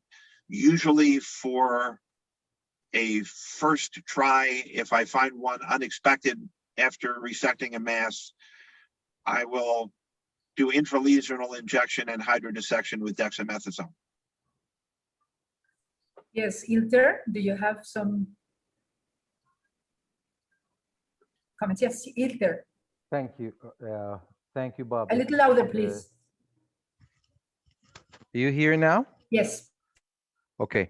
Perfect. Thank you for your answer. And I would like to learn about your decision if you see the sulcus at the contralateral side, even if you see it before the operation or you see it during the operation. But to my opinion, the contralateral side sulcus may be a biomechanical cause of the polyp. So what do you think about this? Okay, if you are talking about a sulcus that is a contact indentation from the mass, as a first pass, I hydrodissect all of those with dexamethasone injections. If that's not sufficient, then I'll go back and use 5-fluorouracil or amniofix, but usually it's sufficient when they're contact lesions, unless they're big contact lesions and have had very forceful contact. The other trick is if I inject them and part of that post-traumatic contact sulcus comes up and part of it doesn't, I leave the needle in and sweep it and use the edge of the needle bevel as a knife to lyse the adhesions, and then inject some more steroid and try and get the rest of it up. But I think that most of the time you can get them up with hydrodissection. I also look at them fairly frequently, and if they get good motion in the first week and it starts to stiffen up again, I re-inject them in the office. Very, very nice, because as you said, we are making more and more office indirect surgery also. And Bob, Adam Rubin is asking, with leukoplakia, non-invasive, only epithelial dysplasia, the pulse KTP, when used appropriately, does a beautiful job in blanching the lesion and separating it from the SLP, so it basically peels off in most cases. You can preserve it beautifully. Does the blue laser have the same effect? Please, Adam. Yes, Robert. Yeah, yes. First of all, I agree with that, although I will have a couple of caveats. First of all, I'm always slightly uncomfortable about using that technique because you sacrifice all the tissue and don't get any pathology. Second of all, when I do use that technique, I pretty much always hydrodissect underneath the area in which we're going to use the laser. But third, yes, the blue laser will do the same thing as the KTP laser. Bob, when you blanch it, it doesn't obliterate. I still get pathology on it. You know, it just you're not obliterating it. Just blanch it, and it peels up, and then I'll cut it off at the base, so they still can. But and do you get back good reports, or do you get back reports that say thermal artifact? No, good reports. As long as you're not, causing, a burn. As long as you're not ablating. And it's just, it blanches. Although you're going, it's a different white than the leukoplakia. It blanches, and then it will, you can dissect it up. It basically peels up. It doesn't work on every leukoplakic lesion, but a lot of it does. Okay, well, there's really certainly plenty. There's certainly plenty of people doing that with the KTP, and it works with the blue laser. I remain to be convinced in many cases if it has much advantage over hydrodissecting with saline in 1 to 10,000 epinephrine, in which you can then circumscribe the lesion and identify it pretty well and not lose any tissue or do any cell damage, but certainly they both work. I'm just trying to keep my pulse KTP lasers working. Well, they're I'll not tell you, servicing them anymore. I had as you know, the first blue laser in the United States, but there are a lot of people around the world who have much more experience than any of us in the country. I have been very favorably impressed with the blue laser. In my hands, it's more precise than the KTP laser. I have far fewer patients who have any white tissue adjacent to vessels. You have to decide on your settings, and you have to really understand the distances and whether you're going to use very low power densities and contact on a vessel, which you can't do with the KTP really. But if you do that, you can turn a vessel black and have virtually no thermal injury to the adjacent epithelium. I like it. Good. Yes, as we see, there are many persons who are trying to make both approaches with laser or without laser, because as you just said, Bob, it depends on the hands. And I have seen many problems after laser, not used by myself, but from other surgeons all over the world. And I think we have to really think about how not to damage, and if we are available to use this or the other laser. And also if the main point, if there are advantages for the healing in the voice, because sometimes the vocal folds are looking great, but sometimes they are damaged by the laser. So I am not yet 100% convinced, but I think all these discussions that we are having, and also to see the circumstances of each patient and of each problem of the vocal folds of this patient are important, because as we know, it costs a lot sometimes to have a Blu-ray laser or to have a KTP or whatever. And sometimes it doesn't bring so much. So I thank you, Bob and Aidan, for these questions and answers, because we have to think about everybody of us. And Ahmed Genaid wanted to ask you something. Ahmed, where you are? Yes, Ahmed. Yes, hello, and I hope that you're hearing my voice. Yes, a little bit louder, please. I don't okay. have hearing problems, but No, Eugenia, you will never have a hearing problem. What I was saying is that this is a marvelous presentation, and I'm really thankful for Robert and also for the organization by Eugenia.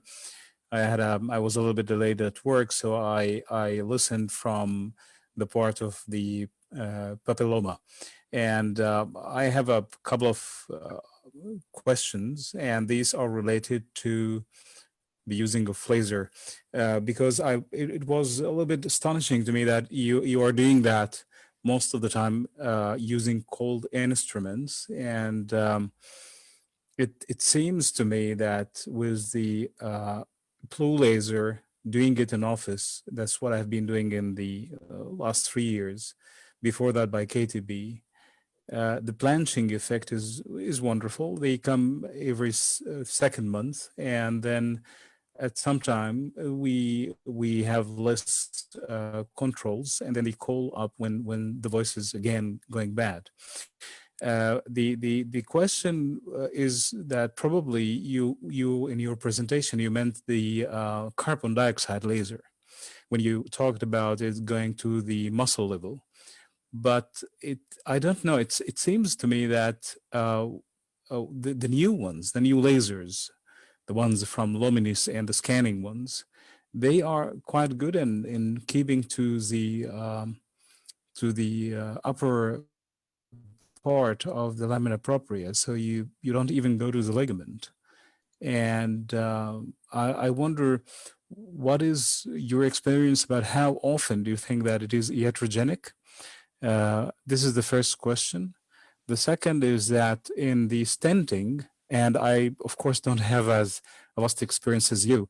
In the last 2 years, I would say I had only 3-4 stents, anterior commissure stents. And I do that by the Lichtenberger needle holder coming from inside out.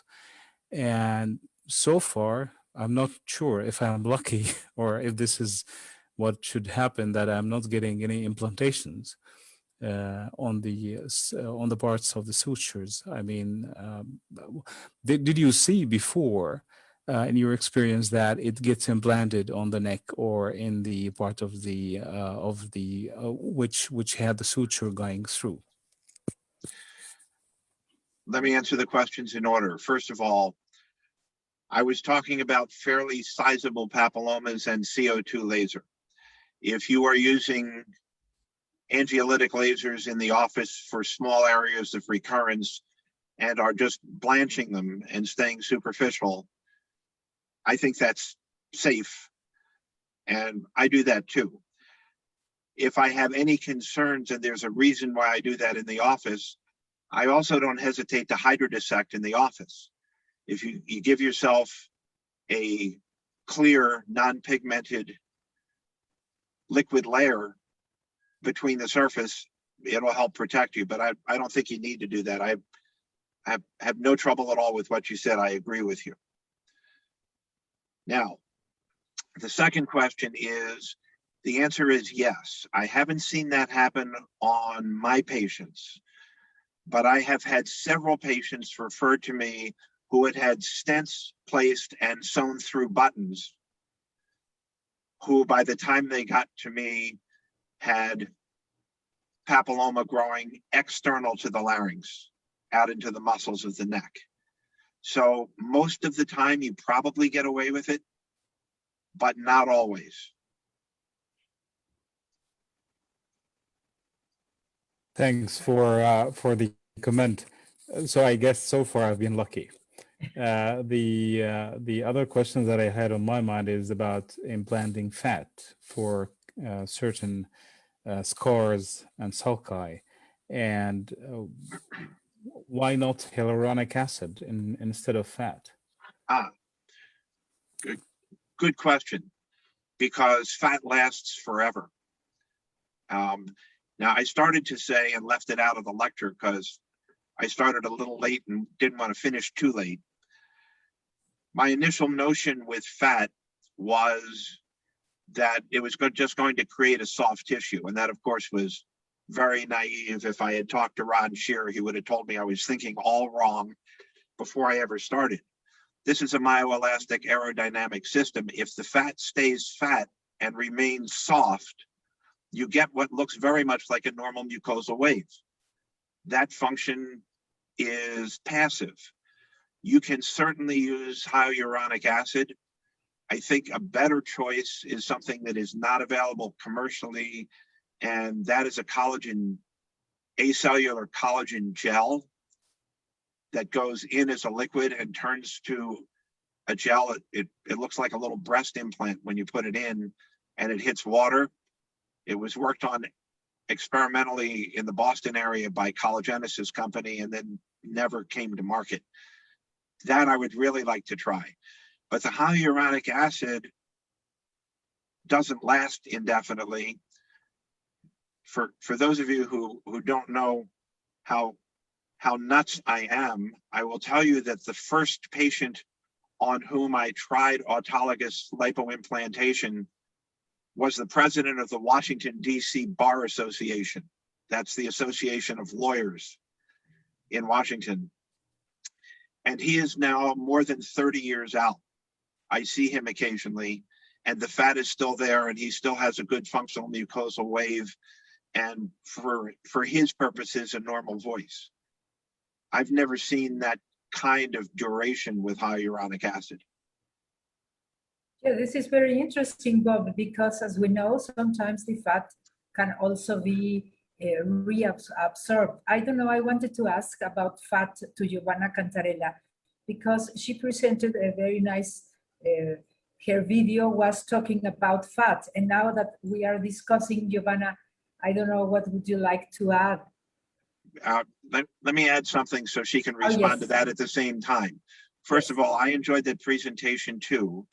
And I think it is possible that one of the reasons that fat works as well as it does is because of the growth factors and stem cell elements that it contains. However, a portion of fat resorbs if you overinject the way I do by at least 40%, and if you have a population of professional voice users who don't want to be good but want to be optimal, then about 1/3 of patients are going to request either a reinjection or a thyroplasty. However, some of the fat lasts long term. Now, we've proven that several ways. There's an article a long time ago in the Journal of Voice. In the first person I always said you can't inject too much. Well, turns out you can. And the person in whom I injected too much was truly a billionaire, and I had fantasies of his supporting voice all over the world. So I had to go back at a year and take out some fat, and we published the histology on that fat in the Journal of Voice. And it looks exactly like fat that you had just taken out of the abdomen. It revascularizes and lives and behaves as normal fat, which also means that we have a series of people who have gained weight, and they also gain weight in the fat in their larynx, and a few of them have had to have some of the fat resected because they became overcorrected anteriorly and had strained voice. And it also means that if you have someone who gets cancer or is on long-term steroids and has fat wasting, that they will end up with recurrent glottic insufficiency. So some of it is just unpredictable from patient to patient. Some of it remains and lives and is detectable on CT and MRI scans decades later. So now I'd love to hear what the lab has to say about those observations. Yes, Giovanna, please tell us. I agree absolutely, and because fat lasts forever. And I also agree with the observation that if the patient gets fatter, sometimes the fat in the vocal fold could be a little too much. I had only one patient over about more than 200 injections that in which I needed to remove a little bit of fat. And also in that case, with on histology, it was absolutely normal fat from the vocal fold. And I have also a girl in which I treated a velopharyngeal incompetence, and she got fatter in puberty, and now she has a kind of lipoma in her velopharynx, but that is not obstructing her. She has not sleep apnea, and this nice lipoma is helping closure. So she has a perfect articulation, a perfect resonance, and so it is making, it is helping the closure. So I'm very happy with the fat injection, and also in our experience with some MRI or CT studies, we demonstrated and we published the persistence of fat over the years. I have a follow-up now with some patients over 10, 12 years. Sometimes they come to see me and they keep a perfect glottic closure. My experience with multiple injections is that when I see a patient first, I say that it might be a multiple session procedure. I do over-inject about 30-40%. It depends also on the glottic space the patient has. Sometimes I risk a bit. I will have to give some steroid in the first days after the operation. And sometimes patients need multiple sessions. In my experience, the post-oncological surgery patients, the post-cordectomy patients will need 2 or 3 procedures to achieve a perfect result, a very good result.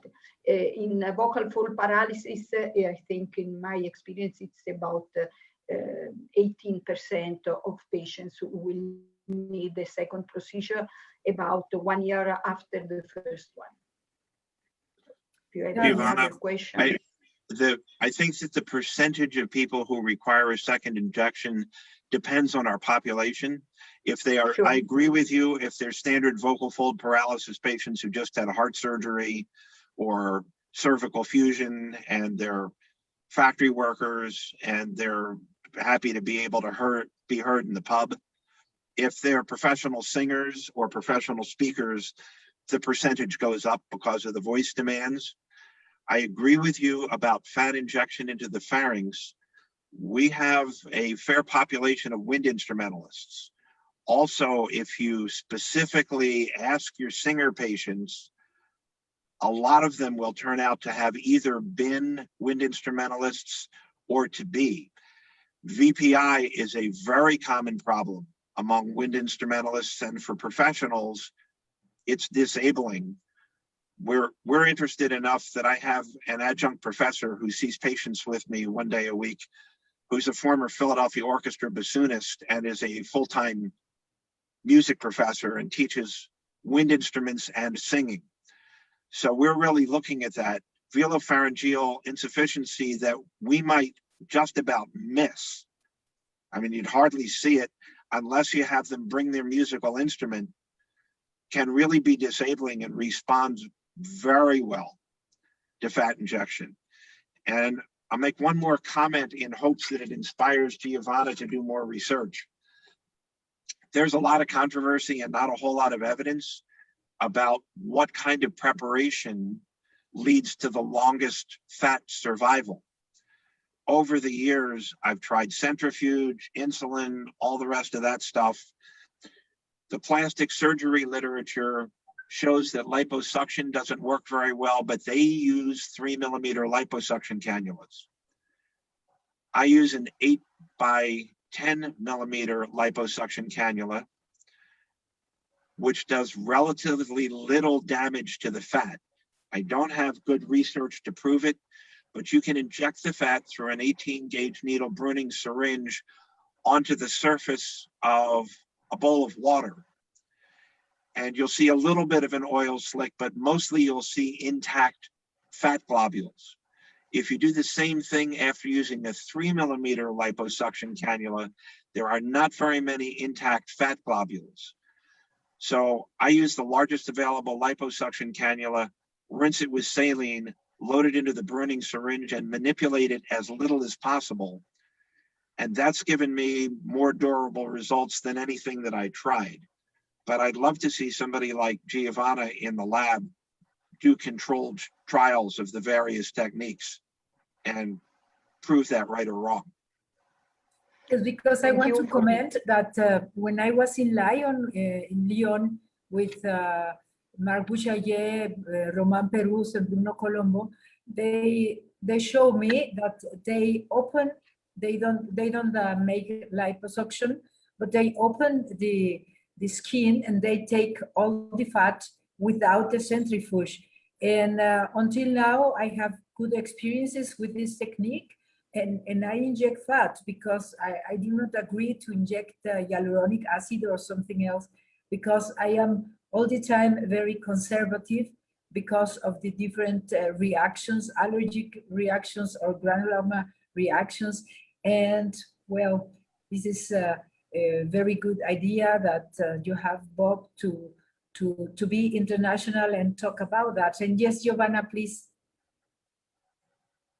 Well, my plastic surgeon friends, they taught me to use small cannulas. So we usually use the Coleman cannula for liposuction, 3mm. When I do have the disposable ones, I like those. They are 2mm ones, 2mm diameter. And they taught me to inject as small fat parcels as possible to favor the contact with the receiving tissue, to favor survival. So that's why and then when we inject and the fat parcels will go through a small cannula and a small needle, the adipocytes would rupture anyway. So I think most of them are rupturing. I am used to do multiple injections and then to do a massage of the vocal fold to let the fluid out. And hopefully I try to have all viable small particles of fat in the whole vocal fold. I would love to see you look at the results of what comes out of the burning syringe after large and small cannulas. As far as direct resection, the problem that I've had with that is that some patients have a fair bit of fibrotic tissue within the fat. If you have somebody who is obese and has a whole bunch of jelly-like fat, resecting it works fairly well. You still have to pass it through the burning syringe. But if there's fibrous tissue, you have to cut it up with a knife to get it to go through the burning syringe. And when I was doing that, I was finding that I did not have as good fat survival as I had with the large liposuction cannula. So I think they all work, but I think we need some real lab evidence comparing the techniques against each other. Hey, Bob, on a related question, how long do you have them where they're How long do you have them wear their abdominal binder for after this procedure? 24 hours. That's it? Okay. I let them take it off the next day. So far, no problems. And I had I one. would like. Oh, sorry, Adam. I was just going to say, I haven't done that for a long time, to be honest, but I had one case early on where he got awful hematoma in his abdomen. He was not very Dear, can you please speak louder in the front? Oh, sorry. I had Yes. one case where they got a bad hematoma in his abdomen, and he was not very happy. So after that, I did a few more. I just kept the binder on a lot longer. But I've had a couple or a few over the years, but I've never seen one that wasn't there when they took the binder off at 24 hours. Right. Do you think your patient developed that after the binder came off? Hard to know, but it's a good point. Yeah. I would like to address a question to the audience, which is your experience, of course, Bob, if you please tell me also, your experience with the different injections from, of course, radicins and hyaluronic acid and voice gel and fat, please, Bob. Your experience. Are you asking me or the audience? Yes. First you and then the audience. Okay. I used, in people who had early paralysis and needed some voice temporarily, I used to like to use collagen. I don't mind using hyaluronic acid, but you have to keep re-injecting it. So, maybe they'll get a couple or 3 months out of it, and you'll do it again while you're waiting for them to heal. If you're expecting them to take 6 or 12 months, if collagen were still commercially available in the US, which it isn't, I use that. I'll inject saline if I'm concerned about something temporary. But I'm deciding whether to talk about this yet. Why not? There is some literature on fascia injection. For the last year, I've been autologous fascia, harvest from wherever. For the last year, I've been doing something new. I'm not prepared to publish it yet, but I'm doing homographed fat implantation laterally on the vocal fold instead of temporary injections.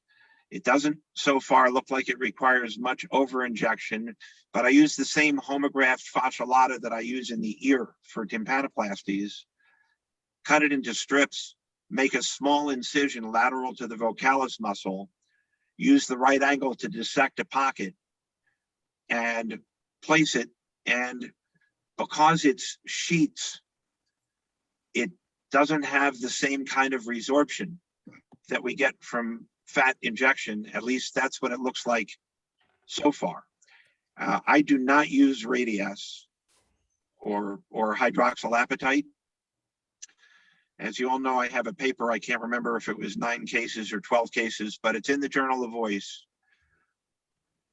Most of the time you get away with it. I was also, I'll tell you, I was one of the original 6 co-investigators on the first Radius paper, which some of us felt did not generate enough information to warrant publication at the time it was published. But there are some people who will develop granulomas that looked and act just like Teflon granulomas in response to hydroxylapatite. The vast majority of the time, it works just fine. But when it doesn't, it is a nightmare to manage. It really destroys the vocal fold. So I stopped using the CAHA a long time ago. The rest of them, I think, are benign. But I'll give you one other thing to think about. This is another one where we, meaning the field, used common sense that was, in my judgment, not sensible. One of the reasons that the new products were designed as they were was because it seemed logical that if you could inject them through a small needle, like a 25 gauge needle, that would be better. That was, of course, never tested. There's no evidence to prove that. And based on experience, but not lab evidence, I believe that that's fundamentally wrong.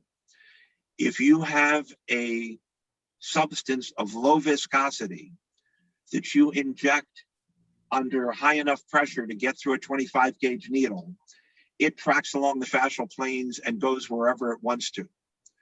And if you don't believe that, do a radius injection and do a post-op imaging study a week later, and it's not where you think it is.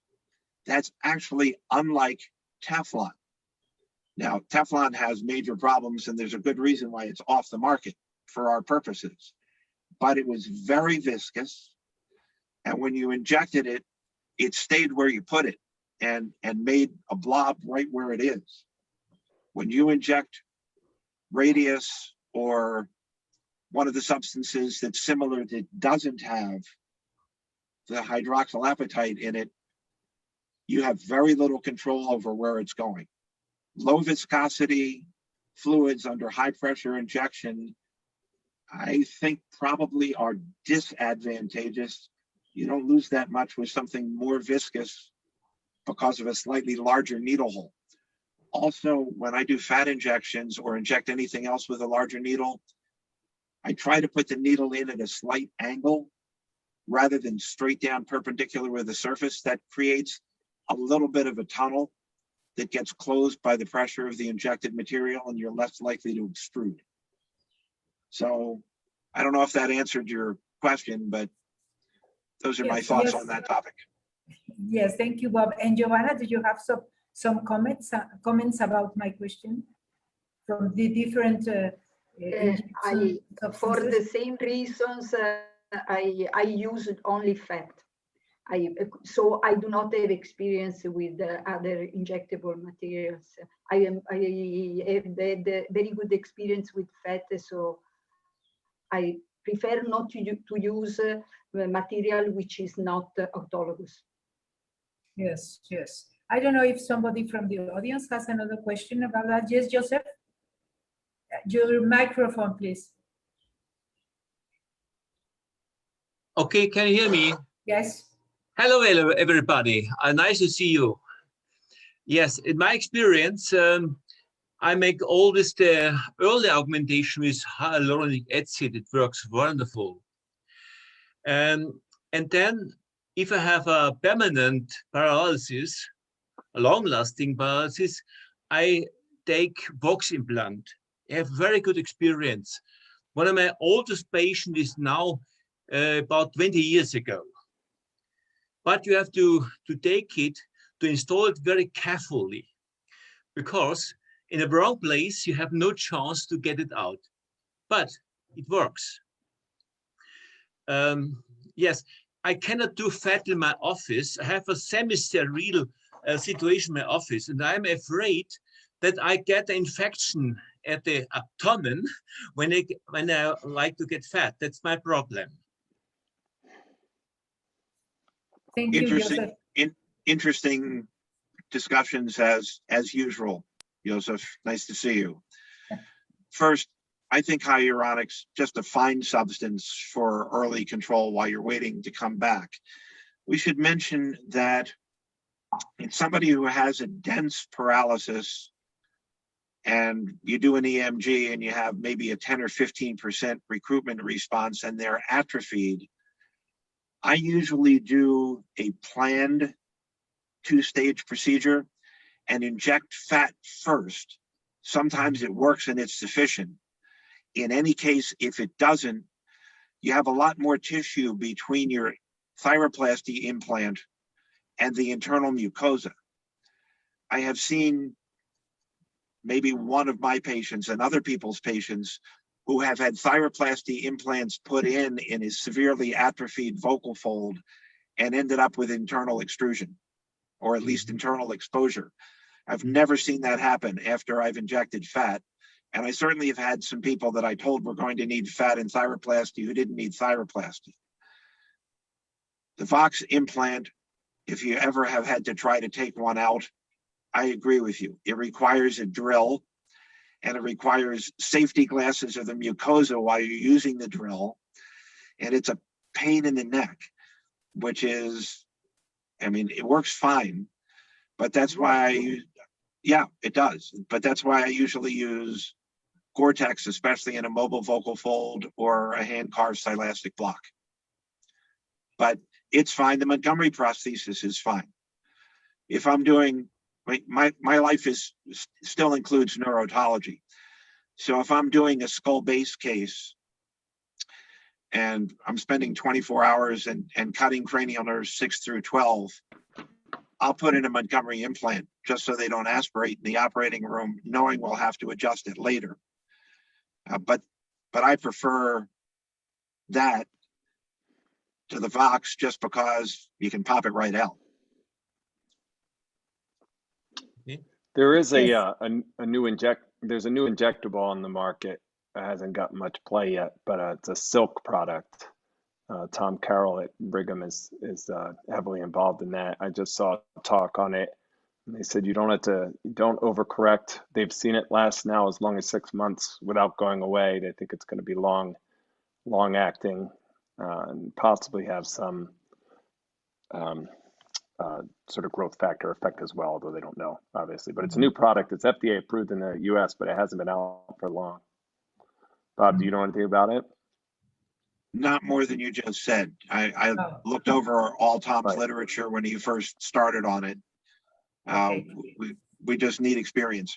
And somebody wants to add some comment about this, or shall we talk? I would like to talk about two things. Can I just have a quick comment, Eugenia? Yes, of course. Yes, because what we have is that.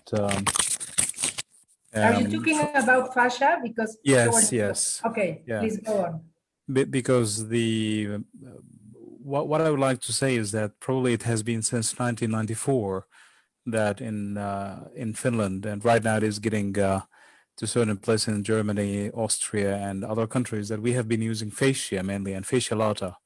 So what we do is that we take it from the thigh and then we inject it for unilateral vocal fold paralysis when there is a small gap. And our experience is that it lasts there, it's permanent, and that's why we abandoned totally using fat for unilateral vocal fold paralysis when there is a small gap. Of course, we do thyroplasty. And so far, I would say that in terms of the, because one of the questions that we always get is that people ask me if you have seen granulomas coming out of or coming back when the patient comes back for controls, and we have seen that, like a foreign body reaction, a small one on the top of the vocal fold that appears in the injection part. And the nice thing about it is that it always disappears in a couple of months. So in the first few patients that I did when I started working in Helsinki, that's back in 2008, as a resident, I had all my patients controlled, and I remember seeing the first ones was the small, like granuloma-like on the surface, and then controlling them, they always disappear. So this is one thing about fascia. We do not use it for atrophy, for moving vocal folds, because what we found is that it disappears in a couple of years. So that's why we have been using hyaluronic acid or calcium hydroxyapatite. But I also have to admit that when with calcium hydroxyapatite, at sometimes you find that if the patient has severe atrophy, overactivation of the false vocal folds, then at certain circumstances, I have seen that it gets worse. And then you have to wait and till it disappears. So right now, what I do is that for these patients with atrophy, I usually give them a first injection of hyaluronic acid, and then after that, I would go for calcium hydroxyapatite. We don't have a I don't have a huge experience. I have done over 500 under local anesthesia in the last few years. But I would say that, of course, I totally agree with that. Calcium hydroxyapatite doesn't seem to be always 100% safe in terms of the functional result.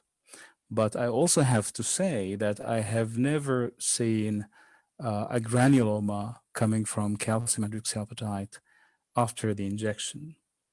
The other thing is that I have never used Vox implant, maybe for the fact that I was not taught to use it, and for the fact that we don't have it yet in Helsinki, and for the fact that there has been some reports about it and about the foreign body reactions and how hard it is to get it out. One of the things that I wanted to ask the audience, especially Robert, about it is that the experience, I've been using Gore-Tex for some patients with atrophy. So when they get sick of the injection again and again, then I would go and do Gore-Tex with them on the middle part of the vocal fold to push to put the vocal fold a little bit inside, but not too much, because of course it is not only about the vocal fold muscle, it is also about the lamina propria. But this is our experience with fascia. Probably we have over 1,000 done since 1994. Thank you. I would like to ask also Adi Primo River, I'm sorry, I didn't see you. Do you have something to comment, Adi, about injection? Because I do know that in Israel there are many experiences about fat injection or other substance. But would you tell us about that, Adi?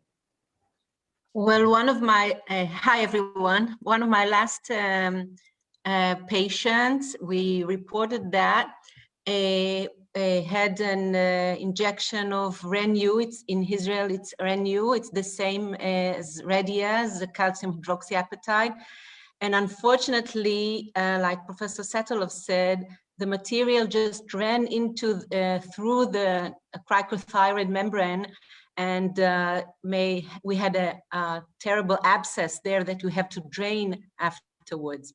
But besides that bad experience, I usually use the gel of Renu gel for the short-term injections, and then I use the calcium hydroxyapatite, and generally I have a good experience with that. Mm-hmm. Thank you very much, Ali. I don't know, I was all the time thinking that there is not enough experience. When I talked to Minoru Hirano many years ago, he made a wonderful workshop. And he was using, of course, Teflon. And I asked him, what do you think about Teflon and the problems that Teflon makes to the vocal folds many years after the injection? And he said to me, well, if you don't have anything else, you have to use what you properly can inject. So I was thinking about that, and I said, well, I think the best for me is to use fat. So I have been using fat because I don't trust very much all the other substances. Of course, it's very practical that we have ready them in like a voice gel and things like that, but we have to think about the long-term effects on the voice. And also I want to change a little bit subject and ask you, dear Bob, and then the audience, what do you think about injecting cidofovir for papilloma? I enjoy very much how you do it, but also, for example, all over the places, even though the papillomas that you showed us are in the surface of the vocal folds and then you inject that in order to avoid spreading the papilloma. What do you think of spreading, 2 or 3 times? Good. I'm happy to answer that. I'm going to take the liberty of responding briefly to Ahmed first. Number one, if you want to see some hydroxylapatite granuloma, take a look at my paper on radius, and there's histology in there.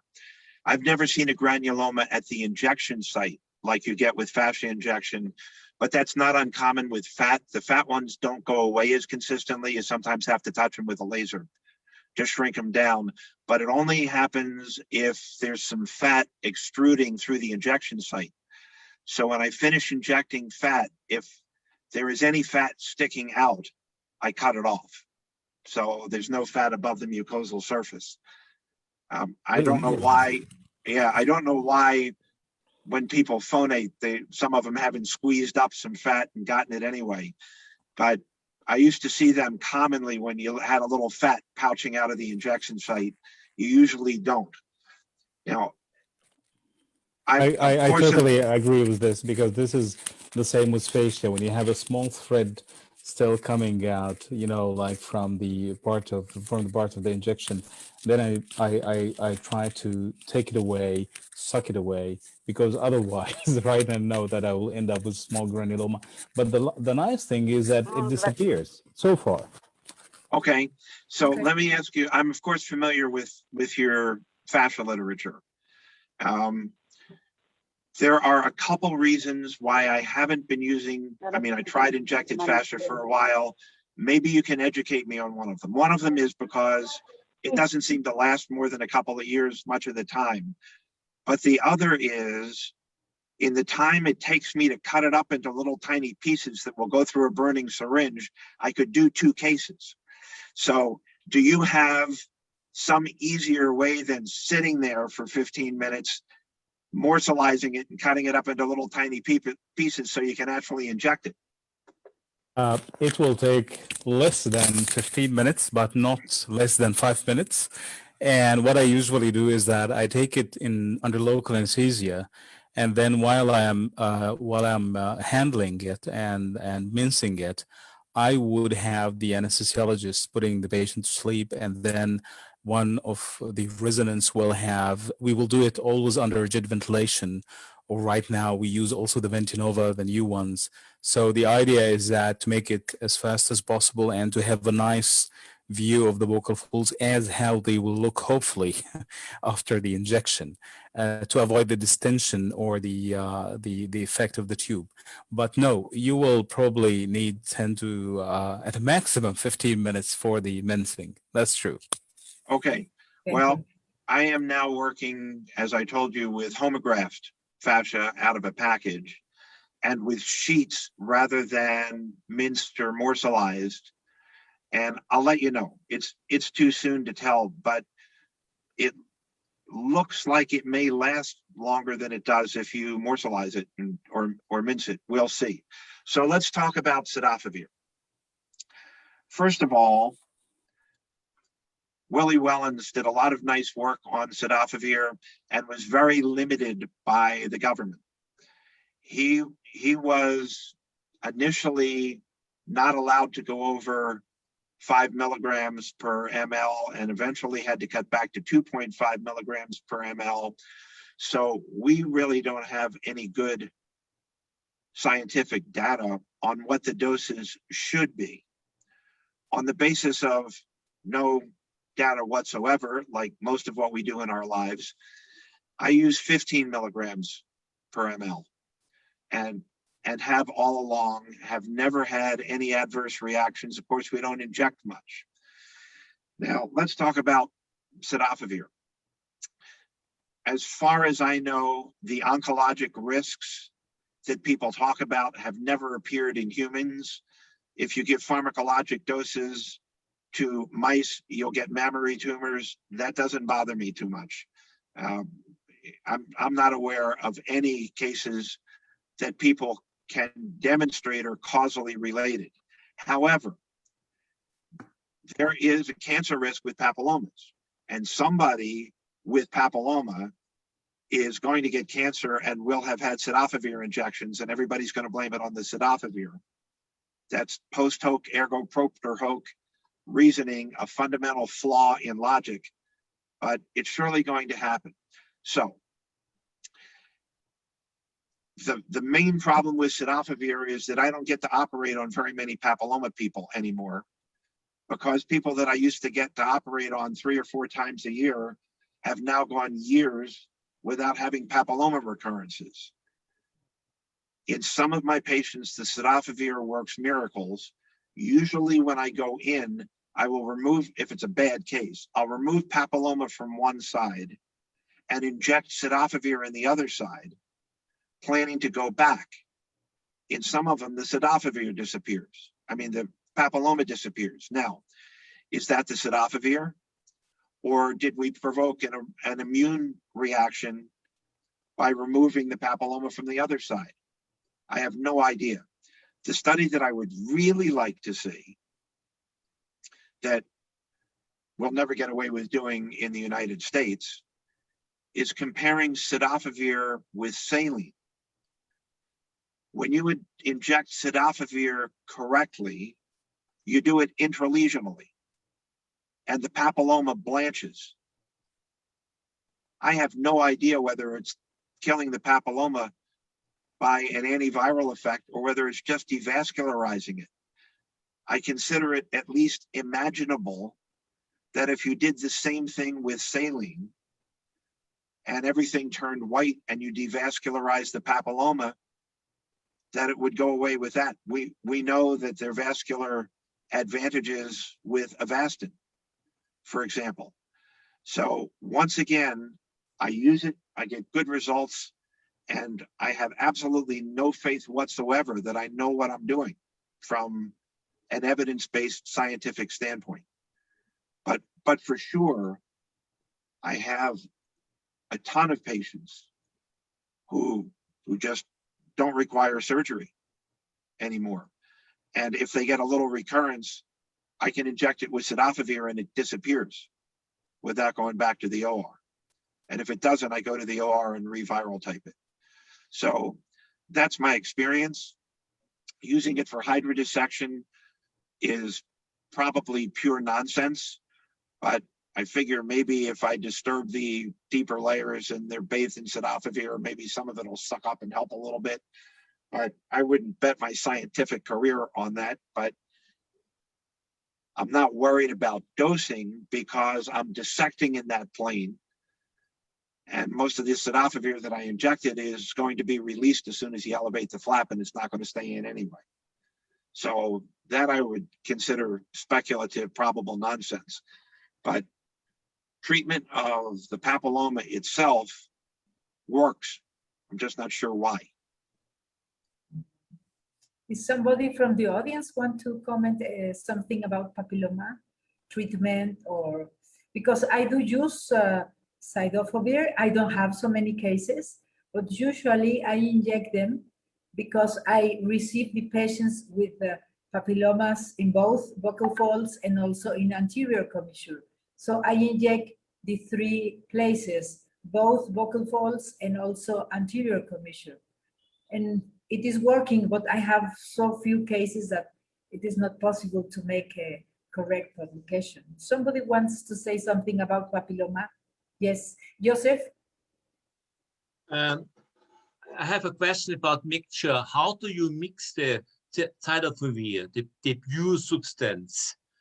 I take 0.15 milliliters, mix it with 2 milliliters of saline, and that is my substance, my mixture.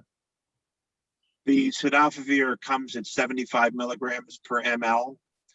So I mix 1 ml with 4 ml of saline, and that comes up to 15 mLs per cc. And Adi, do you want to add something? Yes, and I hope my connection. Yes, do you hear me right now? Yeah, one moment. Do you hear me now? Yes. But one moment, please, Adi. I was asking if Adi in Israel has cidofovir or not. Well, we use cidofovir very rarely, very rarely. We do use for papillomas microdebriders also, if it's a large papilloma. But I have very few patients that I used cidofovir with, only the very severe cases. It's Thank you. difficult Yes, because Ahmed. of the regulations in Israel to have cidofovir for injection. One of the nice things that Willie demonstrated is that if the papillomas respond to cidofovir, the anatomy and the mucosal wave are normal. So I try cidofovir on the vibratory margin lesions, especially the ones in the striking zone and the ones anterior. And if it works and the papilloma goes away without surgical intervention, you end up with a completely normal mucosal wave. For huge papillomas and the false focal folds and the like, I use the microdebrider too. But when I'm finished, I'll put some cidofovir into those areas as well. Yes. Yes, Ahmed. Yes, and I guess we have the same experience like Adi in Israel in terms of the fact that there are not too many that we use cidofovir with, but the nice thing is that the regulations are permitting them. But my question is that what I usually do is that the first time when I take the biopsies, I know that it is papilloma, then I would wait for the patient to come for a second time. And if the patient comes for a second time, then I would give the Gardasil 9.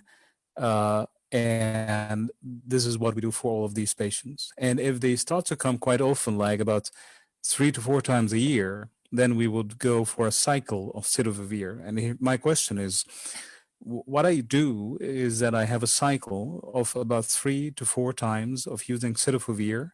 Each one is separated by 1 month or 1 month and a half at a maximum. So when I found that it somehow exploded in the larynx, going a little bit down to the trachea, then I would have the patient scheduled for 4 operations. Of course, if it is by the second or the third, it is totally free, then I will stop it. But what is about your ideas, you, Robert, and the audience about the cycle of cidofovir and the time of using it? If they get a good response, I usually do 3 cycles about 2 months apart. Again, none of us has any evidence at all on which to base those decisions, but that's what I do, and it seems to work, particularly in the people in whom I've injected papilloma, and when they come back to get rescheduled for surgery, the papilloma are gone. I always take them back and do everywhere where there was papilloma initially. Yes. Somebody from the audience wants to add something. Adam? I use Avastin. I don't know if it works because I think papilloma often has a mind of its own. I've had patients who have horrible disease, and I tried to push them on Avastin. They didn't want it, and then their disease will disappear, and I would have credited the Avastin. But I will say this, and Karen Zur out of Children's Hospital of Pennsylvania published on this. I have had a patient with horrible intertracheal and pulmonary papillomas, even got a lung cancer from it. And I got someone to do intravenous Avastin on him. And this was someone who, when they had seen me, they had already been trached 4 times for papilloma. They didn't have insurance, and they kept just going to the ER when their airway obstructed. So, and he had basically a whole just cone of papilloma. I had to reshape his larynx from it. And I was taking him back every 4 to 6 weeks because it grew back so fast.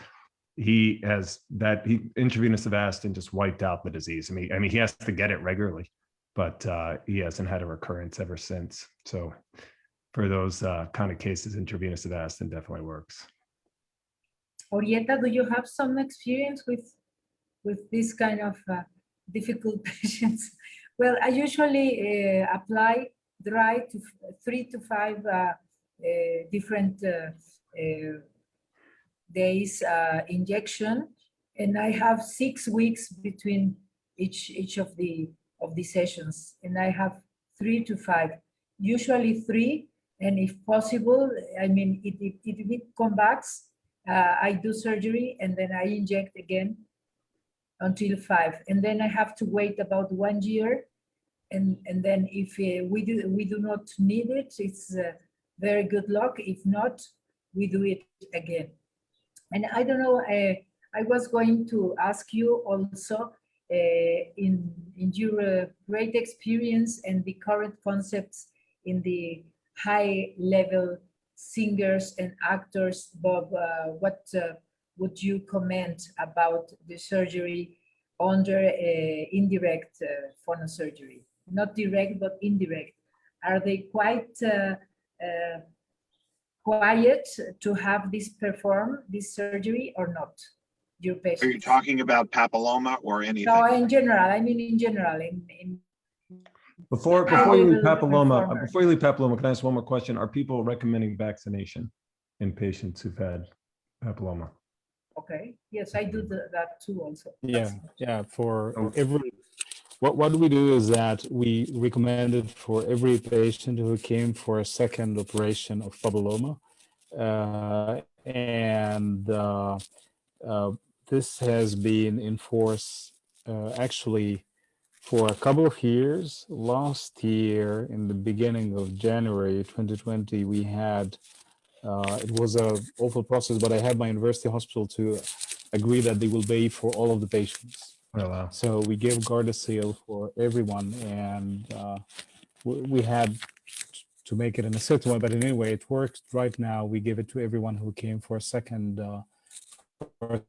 what's your observation? Operation, and it seems to work. Your Actually, voice is very low. work. Can you please speak louder, Ahmed? Yes, it's. I'm really sorry. I'm in my home and not in my office. That's why I don't have the best audio visual. Don't worry, just but our experience, what we have seen is that it seems to work. I would say that when you check for the literature, there is obviously a longer time between the operations. There is obviously less incidence of the papilloma recurrence and or less recurrence of the papilloma. We don't know why, but it seems that maybe it reduced the possibility that the papilloma were spread to neighboring parts that didn't start there already. I don't know how it works very well as a post papilloma, but it seems, I mean, I don't know how the mechanism that the Gardasil 9 is working for these patients. I'm not an immunologist, but it seems clinically to work, and I'm seeing that with my patients. And I hope that I will not end up losing all papilloma patients in the future. They are always nice to work with. Thank you. Yes, Bob. I examine every new patient with a head mirror and an old-fashioned laryngeal mirror. So I know before we do anything else how tolerant they are and how gaggy they are. Many professional singers don't have much of a gag reflex. They have pretty good control. And many of them are happy not to have to go to the operating room. However, from my standpoint, it depends what they have. I'm perfectly comfortable injecting almost anything, almost any place. I still think I get better control if I'm doing a microflap or resecting a small lesion on the striking zone on the vibratory margin in the operating room with the patient paralyzed than I do in the office with the patient breathing and moving. So I'm a little more inclined, and I trust my anesthesia people because I'm much more trouble than I'm worth when they mess up. So I have a good anesthesia team. For a professional, you know, if I see somebody from the Metropolitan Opera who needs a cyst removed, I lean toward doing that in the operating room just because I think I have better precision. Yes, but it depends on the case, because usually I prefer all the time. I do operate many performers. I do indirect, as you know, and of course it's a lot of time consuming, but to have the function for these performers is very, very, very good. And also I think many of them, they do prefer, mainly now that we are in pandemic, they do prefer not to go to the hospital. They are well-known personalities, and in a hospital, even though the doctors, the medical doctors want to have all the situation under control. I have had many difficult experiences when I was at the hospital with the journalists with the personality. So, well, this is my personal experience. There is a pitfall here that everybody needs to keep in mind. Some of the performers don't have health insurance. This is a bigger deal in the United States than it is in some of your countries. And some of them who had health insurance have lost it because of the pandemic. So that sort of gives us an impetus to try to do something in the office to help them save money. Yes. If we succumb to that and get a bad result, they will not remember that we were doing them a favor. No, I think it is not a favor thing. It's like to organize what do you want to do with them and explain them.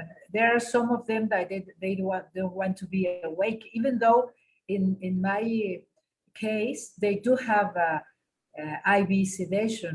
That means they are like under another conscience level, but they are awake. I don't know, Joseph, you wanted to speak? Joseph? Yes. I really like to operate in indirect way because it's much cheaper for the most of the patient. Time is much less time for him, but it is sometimes overloading my nerves. To operate face to face is not very easy always, but you have a very quick result. You see after the operation, if there is a small lesion, you can make voice testing. You can see the movement, and I like that. And I don't like the direct phonosurgery in the operating room, because to give in the long laryngoscope in the larynx, that's for my meaning much more problems for the patient than my indirect way. But you have to use to that. I do that since 25 years now. Well, I have a little bit more, 30 years, I think. Well, anyway, but what I think, it's not the issue of money. Of course, as Bob said, we have to think about insurances and that. What I think is on the functional result, as Joseph says. And I am accustomed also, Joseph, to explain to the patient that he or she, they need to have closed eyes, because I am concentrated in the screen that is on the head of the patient. So I am concentrated, and I don't want somebody to look at me. And I say all the time, close your eyes, close your eyes, close your eyes. Then I can concentrate in what I am doing. And of course, it is very long time consuming. And Orieta wanted to say something. Yes, please, Orieta. Orieta? Yes, just a little comment to what RobertSatalof said, because it's true anyway that in pandemic moments it's also a matter of money, because here in Italy we have a national health system, but it's somehow blocked because of the pandemic. So many times the artists may have not the money to get treatment in a private practice, and but in the national system they have to wait for, and so it's really a weird moment for them, because some of them who need treatment, if they have not treatment, they might lose work, then we will go back on stage. So it's some sort of vicious circle, and we must help them to get through this moment. Yes, and but it's what true, I see it's also, matter of money. Sorry, Orieta. No, it's true that it's also a matter of money, more than in other years. Yes, I do agree that we cannot think only on money. This is important because it is not a thing only to say to make it cheaper. No, it is not that. It is also the situation, and of course, because you are having both systems, Bob, that I like very much the instruments that you develop through Microfrance. I can remember. I'm sorry to say the company name, but anyway, you design a lot of instruments that I am using in all the surgeries because they are very tiny instruments. And then if you have the 90 degrees rigid endoscope from Storz, you have a bigger image. And with the stroboscopy, it's wonderful.